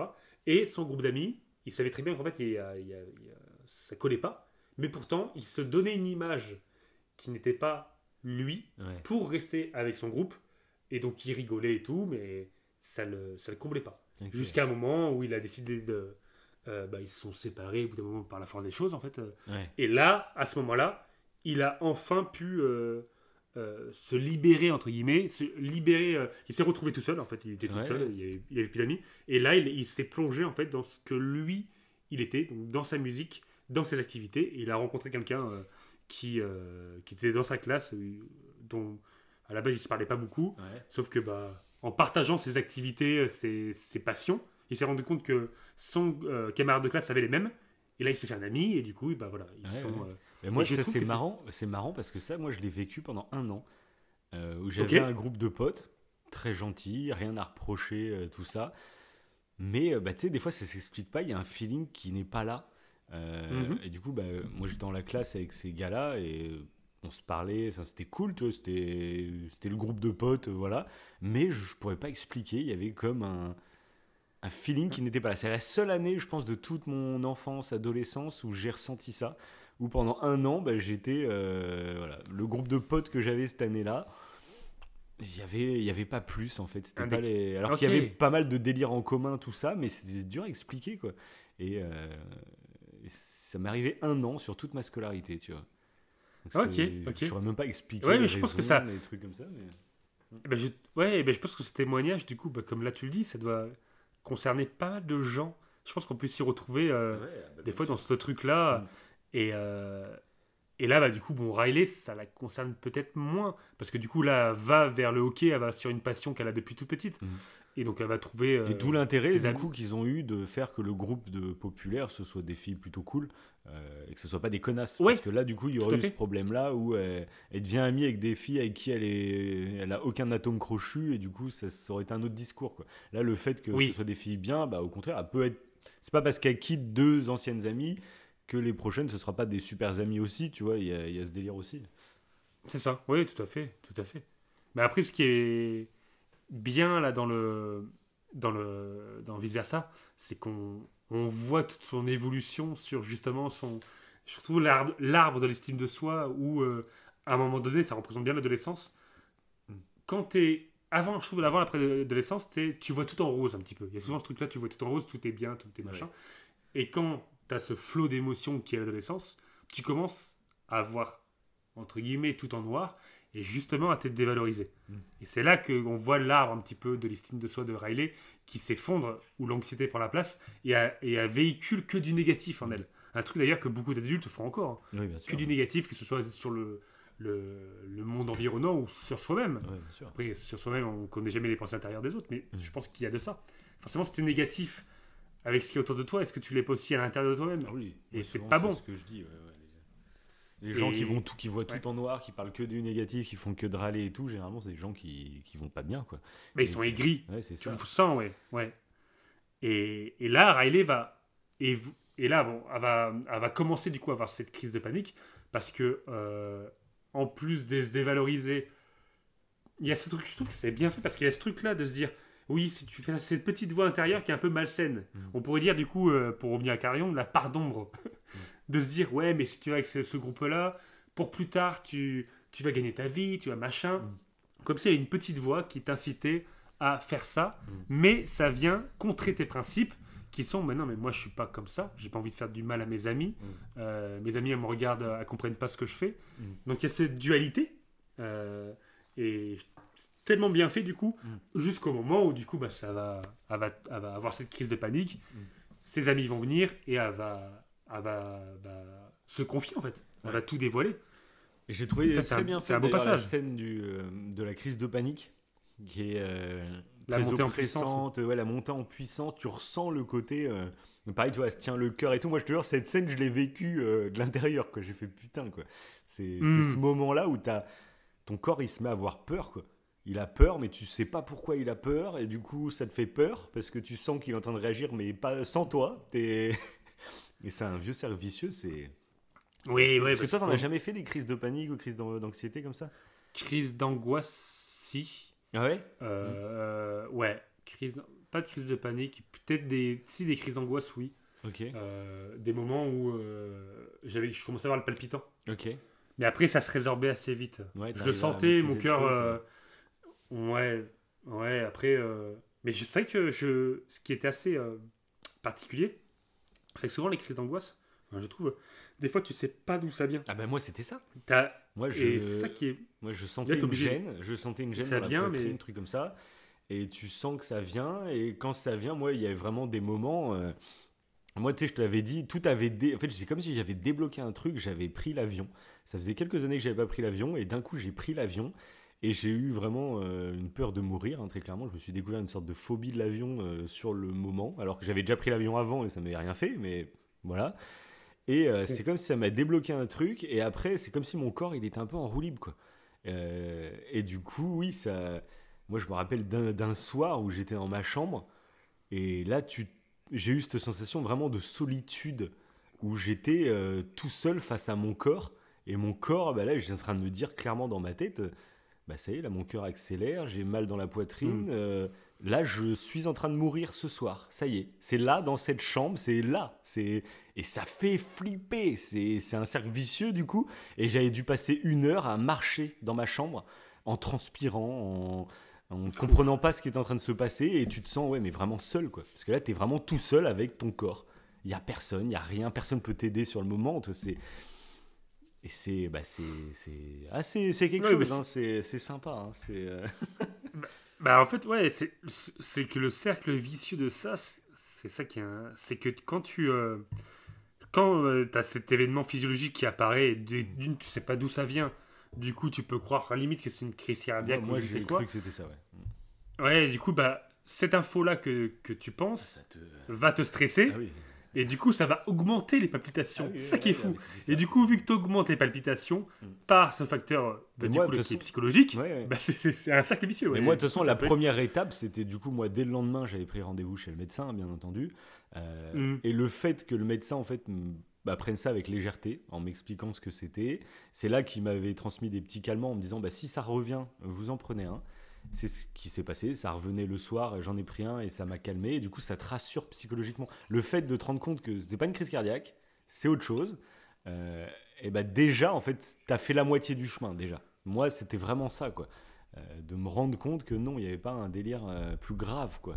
Mais par contre ce qu'il faut faire gaffe, c'est ça peut cacher d'autres pathologies aussi. Il y a quand même un truc aussi, il ne faut pas non plus que prendre sur le côté du stress ou je sais pas quoi. Donc il y a tout un délire, il y a quand même un suivi à avoir. Et c'est pour ça qu'il ne faut pas hésiter à aller voir. Moi j'ai été voir le médecin, il ne faut pas du tout hésiter, il faut se rassurer, il faut tout faire, quoi. Il n'y a aucune honte, il n'y a rien. Voilà, quoi. Oui, parce qu'après tu n'as pas su... Parce qu'il y avait un peu une forme de phobie de l'avion à un moment donné, non? Non, je pense que c'est ce qui a déclenché. Je sais pas, parce que du coup, tu sais, j'avais repris l'avion. Moi, je fais partie de... S'il y a un truc qui me bloque, je vais tout faire pour essayer de me débloquer, quoi. Et du coup, j'ai repris l'avion avec toi, je crois que c'était 2 mois après. Tu sais, on avait été à Londres. Oui. J'ai repris l'avion et j'étais pas rassuré. Je peux te rappeler, je jouais à la Switch. Oui, t'avais vomi plusieurs fois. Mais voilà, j'avais beaucoup moins stressé que la première fois. Mais voilà, mais remarque, ça fait maintenant longtemps que je n'ai pas repris l'avion, il va falloir que je me reteste un peu. Là. Mais moi, je sais que ça avait déclenché. Je pense qu'il n'y avait pas que ça, mais parce que c'était une période où je faisais plus de sport, justement, où je mangeais mal, tout ça. Et c'était un peu un cri d'alarme du corps, je pense, qui a été déclenché par cet avion-là. Oui, après, ça pouvait être 2 trucs indépendants après aussi. Oui, c'est peut-être que le stress de l'avion te rappelait du coup le stress qui était un autre stress au moment où tu l'avais, cette crise de panique. Ça peut se relier, ouais.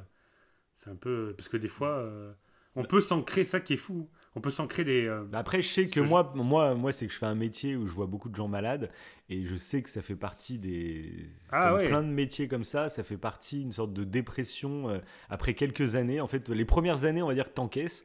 Et il y a souvent une sorte de sas de décompression, c'est autour des 6-7 ans, et moi ça faisait pile poil 6 ans que je faisais ce métier, où en gros tu vois tellement de choses, des gens malades, des gens qui ont des problèmes, qu'au début tu encaisses, et à un moment en fait ton corps il te rattrape, et si toi il t'arrive le moindre petit truc, direct il y a toutes les images des gens que tu as vus qui avaient des graves maladies, etc., qui te reviennent en tête, et ça peut justement être une des explications ton corps il rentre en alarme trop fort quoi, d'un coup quoi.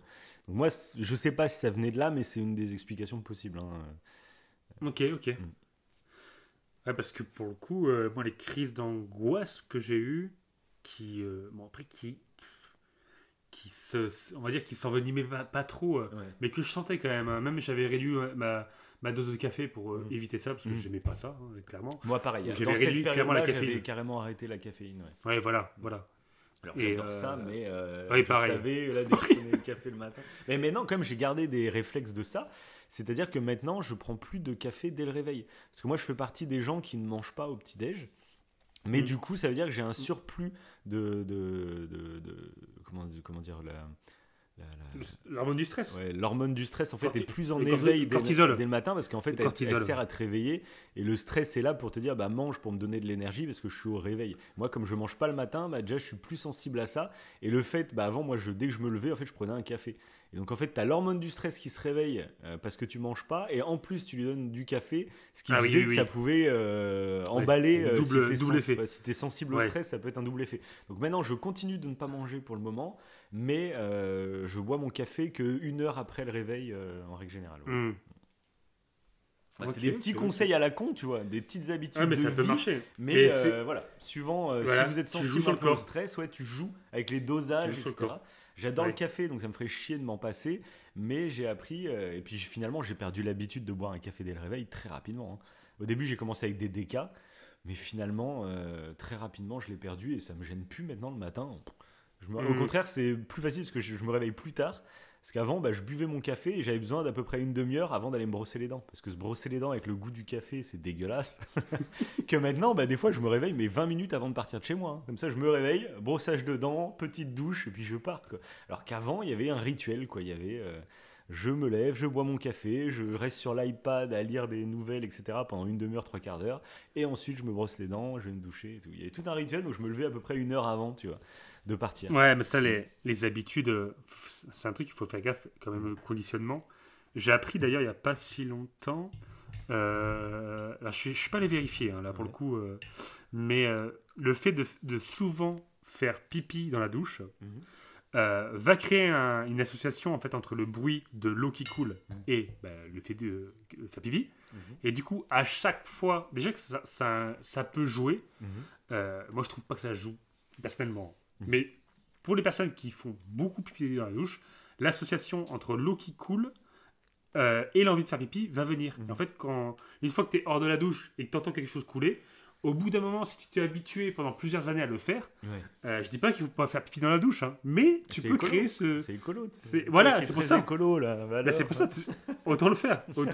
Moi, je le fais parfois, mais pas tout le temps. Et si tu le fais tout le temps, et ça peut créer cette association qui fait que... Moi, je chie dans la douche. Ah du coup, c'est fini. Dès qu'il y a de l'eau qui coule, c'est pour ça que tu cours aux toilettes. C'est ça, on m'a dit que je suis à côté d'une cascade. Il a des shots mobiles, des shots transportables.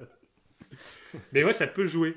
Et du coup, c'est presque un conditionnement. Un conditionnement négatif. Justement, il faut jouer. On sait que le conditionnement, ça existe, mais il faut jouer avec des conditionnements positifs. De toute façon, tout peut devenir une habitude.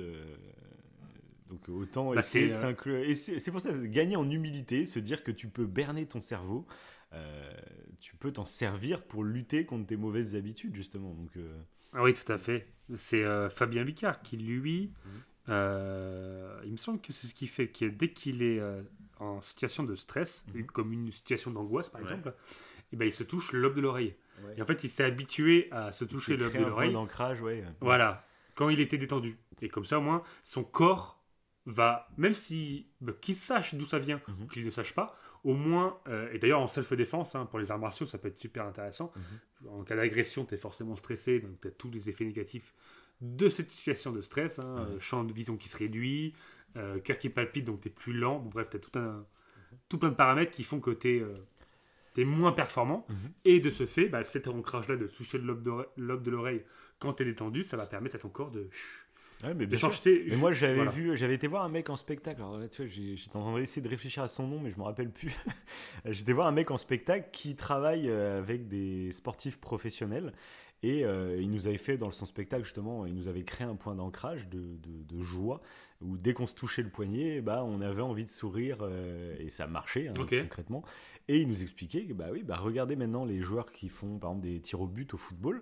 Alors pas tous, mais il y a certains joueurs qui vont avoir un petit rituel avant de tirer ou qui vont se toucher le poignet, qui vont... Et il dit, en fait, c'est qu'on les a formés à ça pour... c'est ultra stressant, tirer un penalty, t'imagines le truc. Et du coup, tous les moyens sont bons pour évacuer ce stress. Et les points d'ancrage, justement, fonctionnent. C'est pas miracle, faut pas s'attendre à ça t'enlève tout d'un coup, mais c'est une petite aide. Et c'est plein de petites aides comme ça qui sont bonnes à prendre. C'est pas parce qu'une chose ne fonctionne pas à 100% que faut pas prendre cette solution. Des fois, juste céder à 15%, ça peut faire la différence en fait. Et ça, c'est le cas pour plein d'autres sujets. Parce que souvent, on a tendance à, tant que c'est pas efficace à 100%, on ne prend pas, on change pas d'habitude. Mais alors que si, en fait, rien que 10% d'amélioration, ça peut changer la vie, quoi. Ouais, ça les aide à rester focus. Ça leur permet d'augmenter leur concentration, en fait. C'est vrai que l'anxiété, c'est quelque chose qui vient te complètement un petit peu, on le voit encore une fois dans vice-versa, mais te déboussoler et te faire prendre des mauvaises décisions. Et même des fois, alors, tu parlais des pénaltys, mais effectivement, si tu penses que tu vas rater... moi, par exemple, l'exemple à la con de mauvaises décisions qu'on peut prendre qui pourraient vexer des gens. À ce moment où j'ai eu ce début de crise d'anxiété, etc., je sais pas si tu te rappelles, j'étais venu chez toi. Et j'étais parti d'un moment à l'autre sans même te prévenir. Je m'étais barré de chez toi alors que t'habites loin. Et j'étais rentré parce que je me sentais pas bien, quoi. Et toi, t'aurais pu mal le prendre parce que tu m'invitais chez toi, t'aurais pu me prévoir un repas ou j'en sais rien, tu vois. Et moi, je me suis barré d'un moment à l'autre parce que j'avais ça qui était en train de se passer, je comprenais pas ce qui se passait et j'avais attendu une matinée, je me rappelle, mais ça passait pas et j'avais juste envie d'être seul avec moi-même, tu vois. Et je m'étais cassé, quoi, de chez toi alors que t'habites à 400 bornes. Et tu vois, mais c'est ça, il y a des décisions des fois qu'on peut prendre qui peuvent être mal perçues. Mais d'où l'importance de parce comprendre. Que je t'en ai toujours voulu. C'est pour ça que tu m'as pas parlé pendant 10 ans. Alors c'était. Non, mais c'est vrai, tu vois, c'est l'exemple. Oui, oui, parce que je t'en avais parlé assez rapidement. Mais tu vois, ça aurait pu être l'exemple. Quelqu'un qui se barre, tu l'invites chez toi et puis d'un moment à l'autre, il se barre. Et il n'est pas forcément dans une situation mentale où il a envie d'en parler parce qu'il comprend pas ce qui se passe lui-même. Et du coup, c'est pas parce qu'il t'en parle pas, c'est pas parce qu'il te donne aucune explication qu'il faut mal le prendre, alors que ça peut être un réflexe au début de se dire c'est quoi ce délire, je t'ai mal accueilli ou c'est quoi, enfin tu vois, tu peux partir en embrouille. Je pense qu'il y a des gens qui se sont embrouillés à cause de situations dans le genre. Oui, surtout que des fois on a le besoin justement de pas parler en fait tout de suite. Bien sûr, tu sais pas ce que tu ressens, tu sais pas ce qui est en train de se passer. Oui, en plus, oui. Bref, même t'as pas envie de faire flipper les autres. Moi, je me rappelle, mes parents, je leur en avais pas parlé. Parce que je sais que si moi je savais pas ce qui m'arrivait et je leur sortais, là j'ai l'impression de faire une crise cardiaque. J'aurais peur en fait de les faire flipper à mort et eux aussi de leur créer un stress ou je sais pas quoi, tu vois. Il y a ce délire aussi, c'est que tant que tu sais pas ce qui t'arrive, t'as pas envie d'en parler parce que t'as pas envie de faire flipper les autres, quoi. Et donc c'est un cercle vicieux aussi à ce niveau-là. Donc, oui. Ah oui. Mais en fait, ce podcast sur Vice Versa, c'est un peu confession intime. Non, mais je trouve que c'est intéressant parce que ça rejoint des trucs. Ça rejoint totalement. Ça rejoint totalement ce qu'on voit dans le film. Et d'ailleurs, peut-être truc qu'on n'a pas évoqué, c'est que du coup, malgré tout, du coup, l'estime de soi en fait de Riley, qui va trouver un équilibre en fait à la fin du coup du film. Ce qui est intéressant aussi, c'est que on voit que l'estime de soi, elle n'est pas. On a besoin quand même de l'appartenance à un groupe. Elle n'est pas il y a un côté un petit peu survie, hein, je pense encore une fois lié à notre cerveau d'antan, mais il y a un côté important en fait justement pour l'estime qu'on a de nous-mêmes. Bien sûr, ouais. On peut pas en fait on peut pas avoir une bonne estime de nous-mêmes si on n'a pas la valorisation d'autrui ou l'approbation d'autrui. D'ailleurs, je pense que c'est pour ça qu'il y a des problèmes de dépendance affective, des problèmes de voilà, d'autres problèmes des fois où ça s'exacerbe un petit peu ce truc-là, parce qu'il nous faut du coup pour être sûr d'être ce que l'on veut être, il faut qu'on ait l'approbation d'autrui. C'est comme ça. Après, oui, forcément. Ouais. Mais même ça, on en a parlé il y a pas longtemps. On parlait de ta fille pour sa rentrée au collège, etc. Et on parlait des tenues vestimentaires. Où c'est vrai que ça fait bon genre de dire oh bah moi mon enfant il s'en fout de comment il s'habille, rien à foutre qu'il y ait des marques ou qu'il y ait je sais pas quoi et tout. Et du coup il y a la réflexion de se dire bah ouais mais si ton enfant il arrive habillé comme un sac à patates au collège, bah ça peut en fait créer. Il peut se faire rejeter. Ouais, il peut se faire rejeter. Malheureusement. On peut se moquer de lui. On peut. Oui. Et du coup, ça peut jouer sur son estime de lui, sur sa confiance en lui, et du coup sur son avenir. Donc c'est un débat, en fait, faut pas juste en parler de manière, on va dire, bisounours, tu vois, genre, c'est bien, tu t'en fous du regard des gens.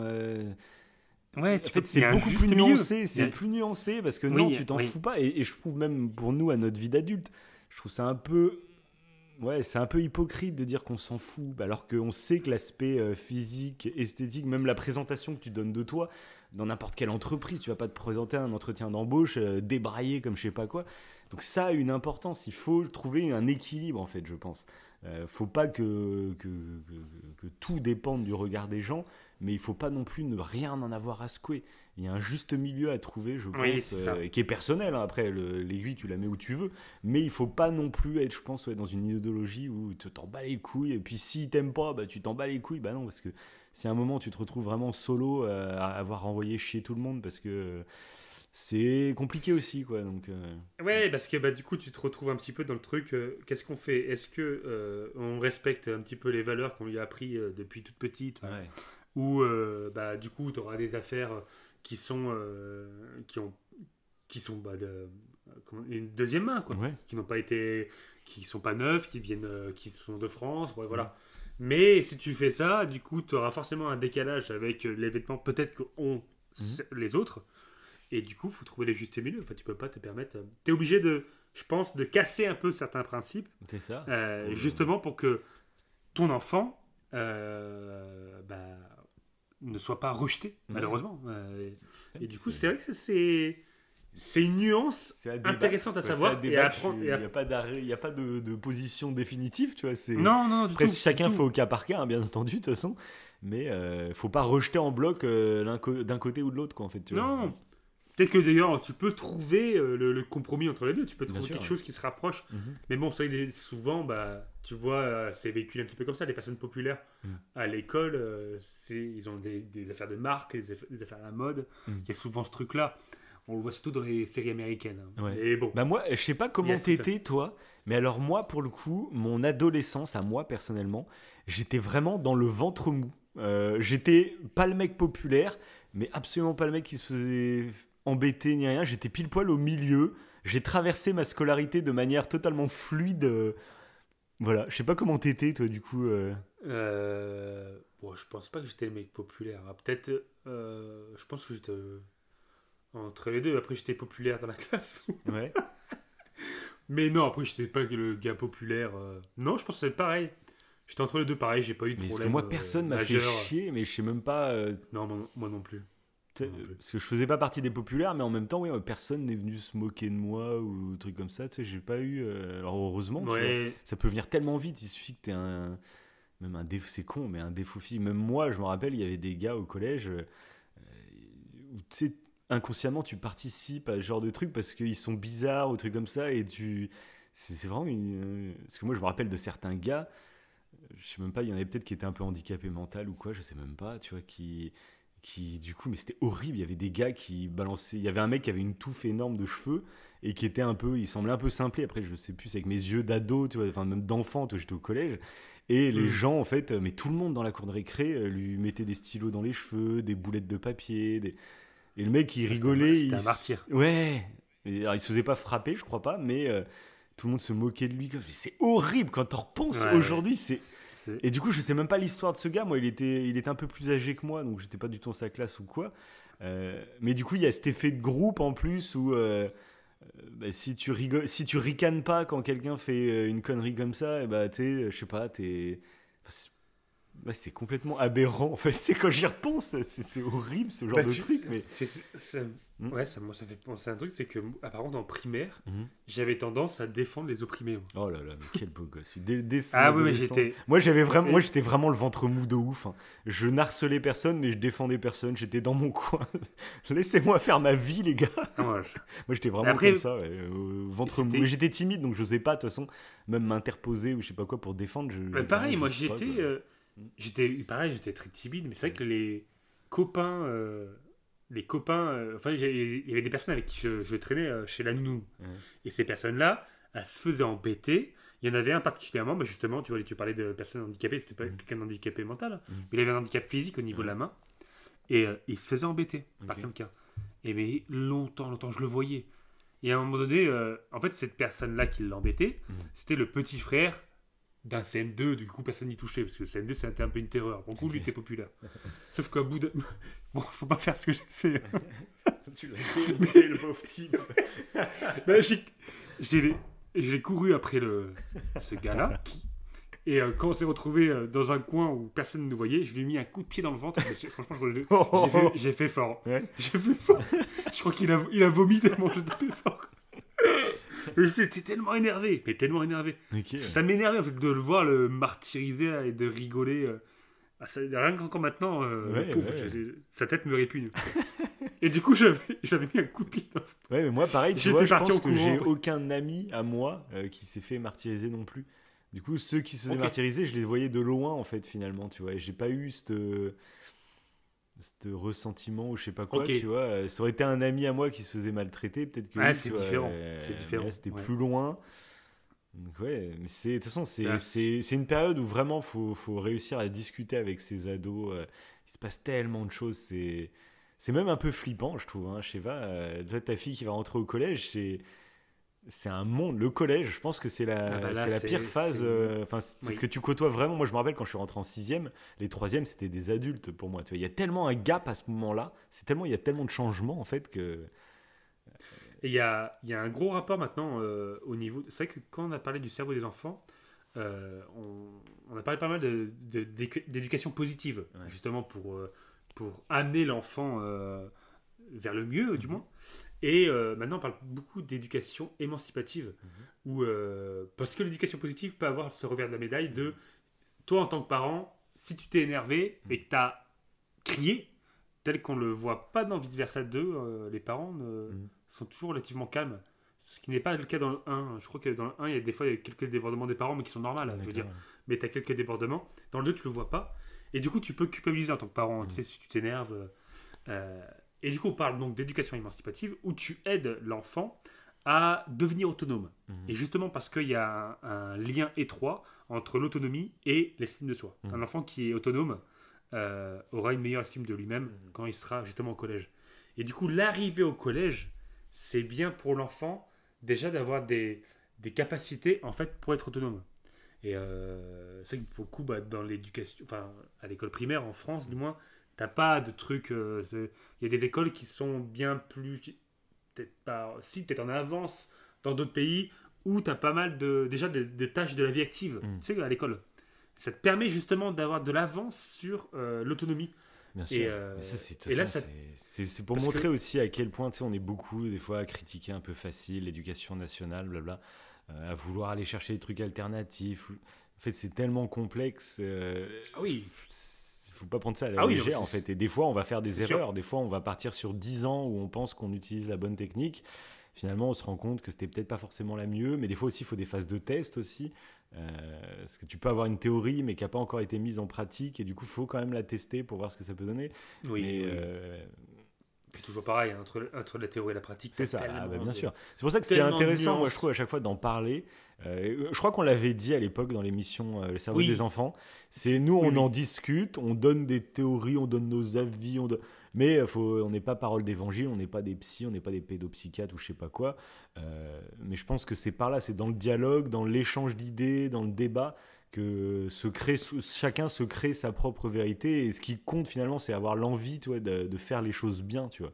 Et après, chacun fait avec son histoire, avec ses moyens, avec tout ça. Mais c'est bien d'en parler, parce que je connais aussi des gens qui vont un peu en mode improvisation, quoi. J'ai des gamins, mais c'est de l'impro, quoi. Je suis en full impro, quoi. Moi, souvent, c'est ce qu'on entend dire, c'est de l'intuition, On y va à l'intuition, mais bon, souvent les choses sont contre-intuitives. En plus, c'est ça, des fois. C'est ça qui est fou. Surtout chez les gamins, ça je me rappelle, on en parlait pour le cerveau des enfants. Faut pas juger avec nos yeux d'adulte le comportement d'un enfant, parce que c'est... Le fameux caprice. Le fameux caprice des enfants, c'est un peu plus compliqué. Tu as envie de pas céder au caprice de l'enfant parce que tu considères que c'est un caprice, alors que souvent, généralement, selon du coup le cerveau des enfants, c'est pas un caprice, c'est justement un débordement d'émotions, parce que du coup déjà qu'on parle de l'adolescence où le cerveau il est en panique, mais quand ils sont vers l'âge de 3 ans, le fameux terrible tout, comme on appelle ça, de 2 à 4 ans, le cerveau c'est encore pire, c'est qu'il y a que les émotions qui contrôlent l'enfant. Là il n'y a même plus de parane, et du coup quand l'enfant pleure, tu pourras pas le raisonner parce que l'enfant pleure, parce que l'émotion a pris le dessus sur tout le reste. Et du coup, tu es censé le câliner, ton enfant, pour le calmer. Mais c'est dur, je trouve. T'as un enfant qui a fait une bêtise. Enfin, un enfant qui est en pleurs, en crise, parce qu'il est frustré de quelque chose. Bah, t'as pas envie de lui faire un câlin, en fait. Parce que, non, tu considères qu'il le mérite pas. Et là, je parle à moi, même tu peux te poser la question que si tu le câlines, est-ce qu'il va... un gamin, c'est malin. Il va se comprendre que quand il pète son câble, il obtient quelque chose. Et donc, tu vois, ça peut être un autre cercle vicieux de l'autre côté. Donc, c'est... Oui, parce que du coup, si en tant que parent, tu fais le câlin à ton enfant, évidemment, il ne faut pas céder du coup à son caprice. Parce que là, du coup, c'est clair que du coup, la frustration, il faut la garder. La frustration, c'est vrai que c'est un truc intéressant aussi. C'est vrai qu'ils auraient pu l'utiliser comme émotion, la frustration, dans Vice Versa. Ce que je trouve, c'est un sujet qui est très très intéressant, la frustration, et apprendre aux enfants justement à gérer des petites frustrations, parce que c'est un sentiment qui va grandir avec le temps, où potentiellement dans la vie d'adulte ou même d'ado, tout simplement, les frustrations vont devenir potentiellement de plus en plus grandes. Et si tu n'as pas appris à gérer les toutes petites frustrations quand tu es enfant, celles d'adultes peuvent vraiment créer des basculements même dans ta vie. En fait, ça peut, tu les gères pas. T'as tout dit, il faudrait un Vice Versa 0 ou Riley à 3 ans. Et du coup, on verrait Riley à l'âge terrible. ça pourrait être quel âge dans le premier, je me rappelle même plus. Et je crois qu'il a 8 ans, je crois. Ah ouais, aussi vieille. Entre 6 et 8 ans. Ok, d'accord. Mais je crois, Ok, d'accord. Oui, il me semble. Ok. Il me semble. Je vais me le remater alors. Attends, je vais aller vérifier. Je suis sur Disney Plus en plus ce mois-ci, donc je vais me le refaire le 1, tiens. Ouais, parce qu'en plus, quand t'es ado, t'as aussi toute la... Bon, ça vient un petit peu avant, t'as toute la phase aussi de l'empathie qui se construit. Oui, bien sûr. À 3 ans, t'as l'empathie émotionnelle qui est opérationnelle. Donc, ça veut dire que voilà, l'empathie émotionnelle, c'est que tu vois quelqu'un pleurer, en tant qu'enfant, tu vas pleurer aussi. Okay. Voilà. Et l'empathie cognitive arrive vers l'âge de 6 ans.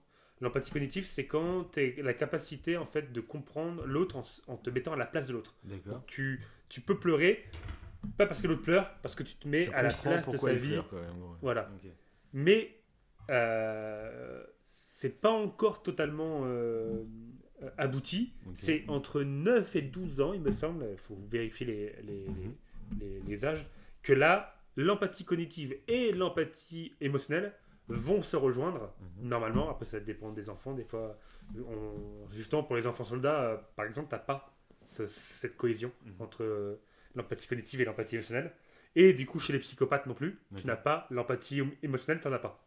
Donc, un psychopathe doit s'entraîner. Un psychopathe, c'est pas forcément quelqu'un de mauvais. Hein. Quand je dis psychopathe, c'est quelqu'un qui n'a pas d'empathie et émotionnelle, mais il peut avoir de l'empathie cognitive. C'est la petite nuance.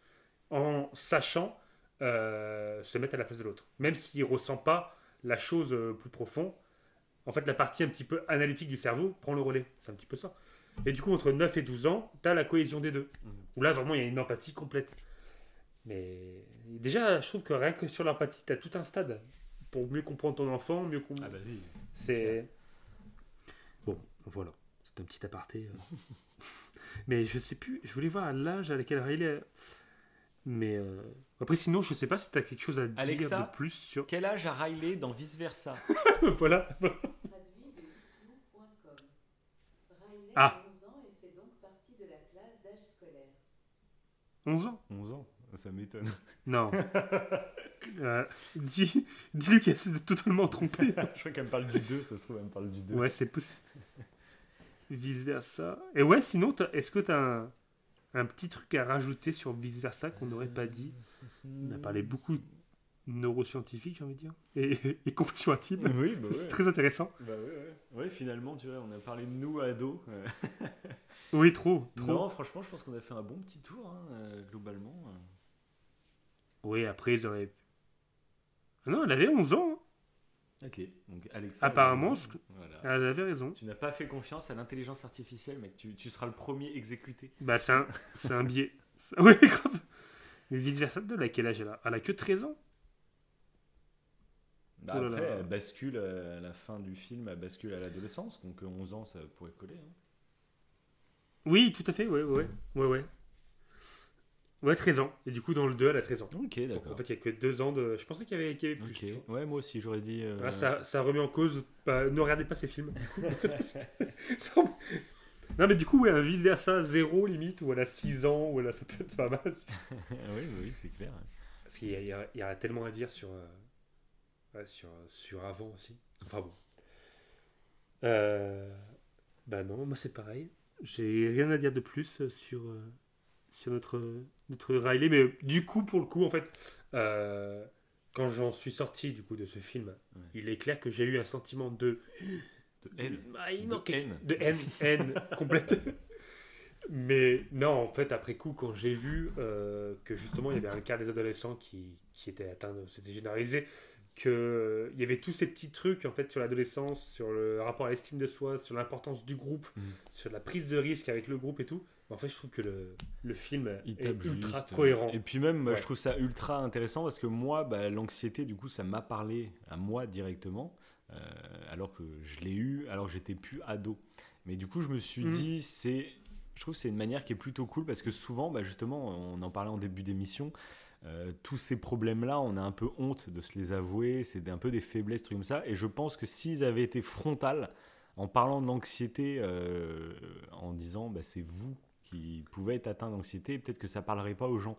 Là, de le faire passer, c'est l'histoire d'une adolescente. Tu vas le regarder en plus en tant qu'adulte, finalement, tu vas le regarder avec un côté un peu paternaliste pour essayer de comprendre tes ados et tout. Mais finalement, tu vas peut-être pouvoir te reconnaître toi aussi. Et moi, je sais que ça a mis des mots sur des trucs que je pensais et qui sont pas forcément reliés qu'aux ados, tu vois. Et je pense que ça peut avoir cet effet-là. Tu peux mieux ingurgiter une information en te disant qu'elle ne t'était pas adressée, mais tu le prends. Tu le prends de ton côté, t'en parleras à personne. Nous, c'est pour ça qu'on se confie de fou dans notre podcast, on en a à foutre. Mais je pense qu'il y a beaucoup de gens qui ne parlent pas de ces sujets-là, c'est tabou, tu vois.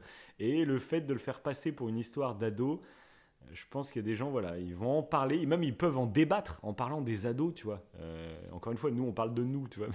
Mais il y a des gens qui peuvent en débattre alors que c'est eux-mêmes qui en sont sujets, mais ils vont en débattre en parlant des ados, en parlant du vice versa, les ados, alors qu'en fait, ils parlent d'eux-mêmes aussi, tu vois. Donc ça peut être, je trouve l'idée, enfin moi j'ai beaucoup aimé qu'ils prennent vraiment cet axe-là de l'anxiété, qui pour le coup, après je suis biaisé parce que c'est un sujet qui m'a touché, donc... non, mais c'était très très pertinent de leur part, je trouve. Hein. Clairement, parce que là, c'est vrai que pour le coup, vice versa, le premier, on était vraiment centré sur les émotions primaires. Ouais. Alors que, d'ailleurs, à l'époque, j'en avais peut-être parlé dans l'émission, mais ce que je faisais, c'est que moi j'avais la roue des émotions de vice versa sur le frigo. Et en fait, je demandais à ma fille il y avait un petit pion, forcément, qui colle là, un aimant qui colle au frigo.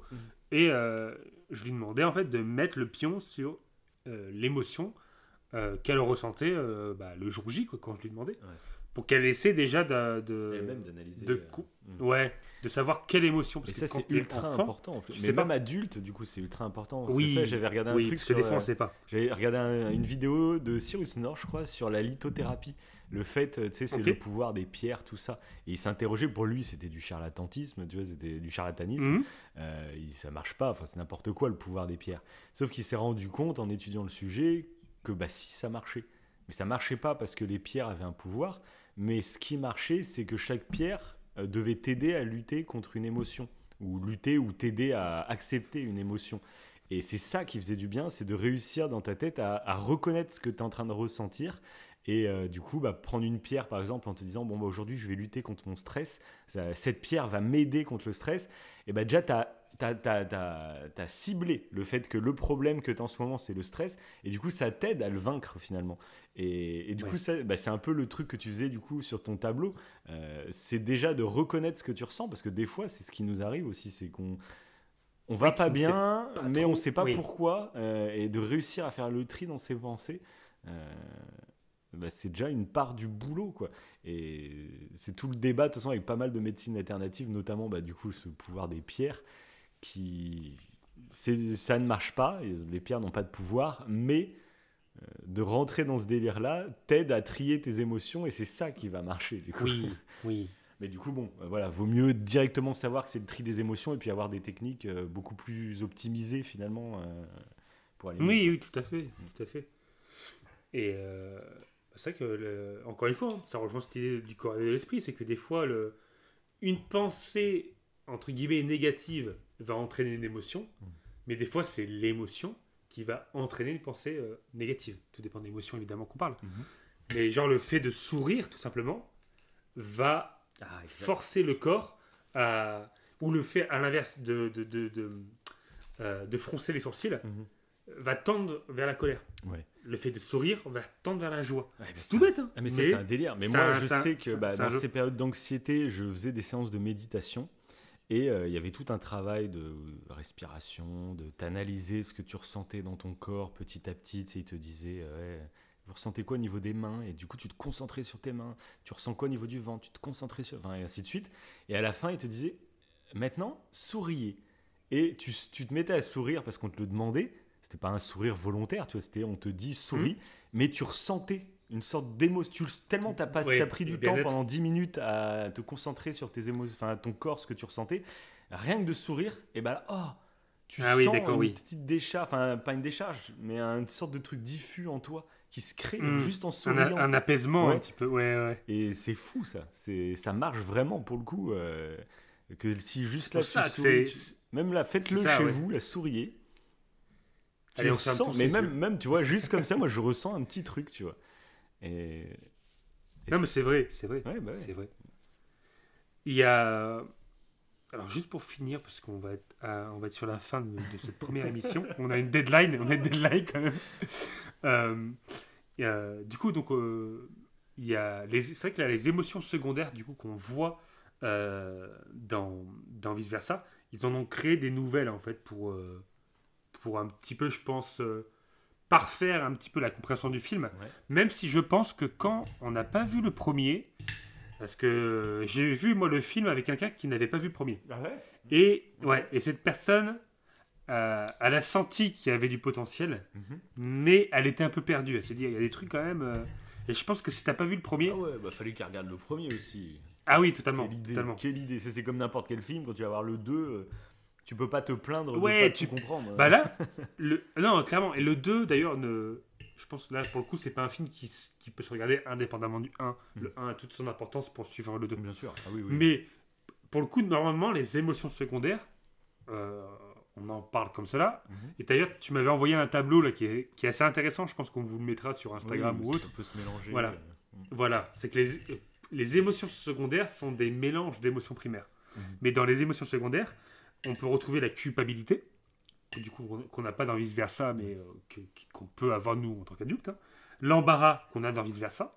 Le mépris qui a failli être présent dans Vice Versa, mais qui n'a pas été présent parce que dégoût était présent. Ils ont considéré que dégoût et mépris pouvaient être le même personne. Il y a aussi la complaisance, l'enthousiasme. Bon, l'enthousiasme, on a la joie. La fierté. La fierté, c'est un peu intéressant. La fierté, je sais pas si est-ce que l'envie pouvait, je sais pas. Le plaisir aussi, Et le plaisir, ça aurait pu te relier du coup à la dopamine. Oui, Juste Et la honte, la honte, on avait l'embarras. Donc voilà, donc t'as peut-être d'autres émotions. Ils ont beaucoup de pistes encore pour la suite. Oui, mais après t'imagines le délire d'écriture.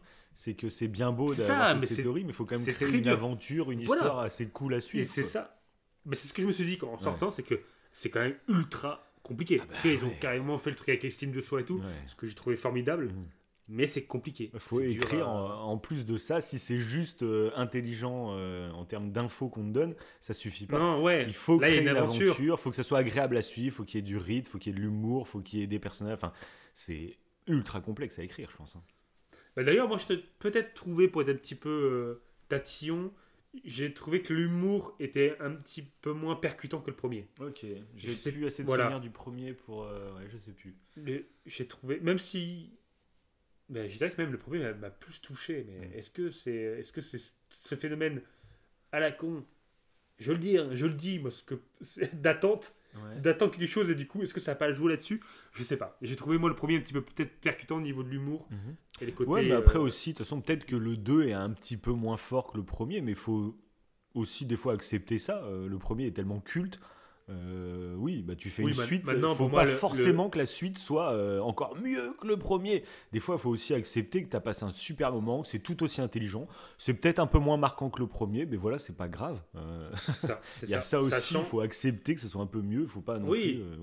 Sachant que pour autant, je le trouve autant essentiel. Carrément. En fait, il s'ensuit, il faut les deux. Oui, bien sûr. Ah oui, clairement, il faut les deux. Parce que là, c'est vraiment. Ça reste quand même une pépite. Ils sont, à chaque fois, c'est très fort. Ah, bien sûr. Et cette façon métaphorique de présenter les émotions, je trouve que c'est quand même. Génial. L'idée, le concept est fou. Et ce qui est fort, après, moi, Pixar, de toute façon, je suis vraiment un fan. Et pourtant, moi, vice-versa, le 1 ou le 2, ça fait pas du tout partie de mes Pixar préférés. Moi, je suis gros fan de Toy Story, et puis il y a du Coco, il y a du Soul, il y a tellement d'autres Pixar que j'aime, enfin qui m'ont encore plus touché, quoi, c'est pour dire. Quoi. Et d'ailleurs, il faudra qu'on se fasse une émission Coco et Soul, parce que Soul, je me retiens de le regarder, parce que je sais qu'on fera une émission sur Soul, et je l'ai vu qu'une fois, Soul, il m'a bouleversé. Et j'ai qu'une envie, là je me suis réabonné ce mois-ci à Disney+, j'ai qu'une envie, c'est de me le remater, donc rare qu'on se programme ça, je te le dis. Ah bah il y a des émissions, et comme à chaque fois il y en a de côté. Et puis Soul, je pense que Soul c'est le Pixar qui correspond à notre podcast. Pour moi, s'il y avait un film à soulever qui représente notre podcast, c'est Soul. Je sais pas si tu t'en souviens beaucoup de Soul. Oui, mais alors du coup, je vais que le revoir pour justement le lien que tu dis là. Parce que je me rappelle bien, mais du coup, je suis pressé de le revoir. J'ai envie de le revoir, ce film. Donc bravo coup, Pixar, moi j'ai juste ça à dire. Pixar, moi je pense que c'est mon studio préféré. Mais que ce soit même en termes de films, d'animés, t'es tout mélangé, quoi. Dans la quantité, franchement, la quantité d'œuvres. Et j'ai jamais trouvé un truc nul chez eux. À chaque fois, il y a des trucs que j'ai trouvé plus moyens, plus neutres. Mais à chaque fois, je trouve c'est toujours quali quand même. Et surtout, je trouve qu'ils ont vraiment fait des trucs ultra marquants. Je dirais même dans les 15 dernières années, est-ce que c'est pas eux qui sont au top en termes de quantité et de qualité? Ouais. Je trouve ça incroyable, moi, tout ce qu'ils ont fait. Ça me fait penser que du coup, faut que Vice Versa 2, je le regarde avec ma fille. Parce qu'elle l'a pas vu. Elle l'a pas vu du coup? Ah oui, dépêche-toi d'aller au cinéma là. Donc là, il y aura une émission Vice Versa 2.0. Ça aurait été marrant d'avoir cette petite interview comme tu avais fait dans certains, comme Mario, trucs comme ça, tu avais fait une petite interview à la fin. Oui. Ah oui, c'est dommage. Mais oui, parce que ça va être fort intéressant justement avant. Bon, c'est pas encore le collège. Mais avant le collège, je pense qu'on va se... Oui, c'est clair. Bon, t'as un an. Ça sera l'indispensable. Ça sera l'indispensable. Mais voilà, encore une fois, c'est un animé, c'est que voilà. À ceux qui se mettent des barrières, c'est génial. À ceux qui se mettent des barrières. Voilà. Mais en tant qu'adulte, franchement, il y a pas de. Il y en a plein. Comme c'est un dessin animé, on regarde pas parce que c'est pour les gamins. Oui, on le dit souvent, mais c'est tellement dommage parce que Pixar, tu passes quand même à côté de sacrés trucs. Voilà, tout est dit. Maintenant, on a le cerveau des adultes à parler. Restez connectés. Normalement, on devait faire une seule émission. J'ai encore une fois douté de nos discussions. Ah, mais ça, je pensais que ça allait pas durer longtemps, finalement, putain. Mais ça, c'est les biais. Sachant que moi aussi, j'ai douté. Ouais. Parce que je me suis dit, on va parler un petit peu du cerveau des ados, mais on va surtout parler du cerveau des adultes. parce que bon, voilà, on va parler du cerveau en règle générale. Mais non, en fait, on a quand même. Et donc voilà, bon, donc voilà, abonnez-vous là. Parce que là, c'est vraiment que la première partie. Limite, c'est la partie. La petite c'est l'introduction. Partie. Là, il y a vraiment le cours de Wivo Cerveau sur le cerveau. Qui vous attend. Voilà. Comme je vous ai dit, moi, c'est des cours qui m'ont impacté dans ma vie de tous les jours. Donc, vous, ça risque d'être pareil. Donc, abonnez-vous. Ça se trouve, le podcast suivant va changer votre vie. Voilà. C'est le mec donc, venez nombreux. Je vais créer une hype. Tu vas te faire insulter, que les gens vont être déçus. Qui fait justement ce qu'il faut pas faire. Merde. Après, venez nombreux. Donc, je serai à l'Olympia le 28 avril. Ça va être une conférence, une exoconférence de foot. C'est clair. Une Wivo conférence. Oh là là là. Allez. Là, je crois un peu trop de manque d'humilité, là, je crois. Ouais, je crois. Bon, allez. Sur ce, à tout de suite. Bonne soirée. Je sais pas. Allez, salut. Salut.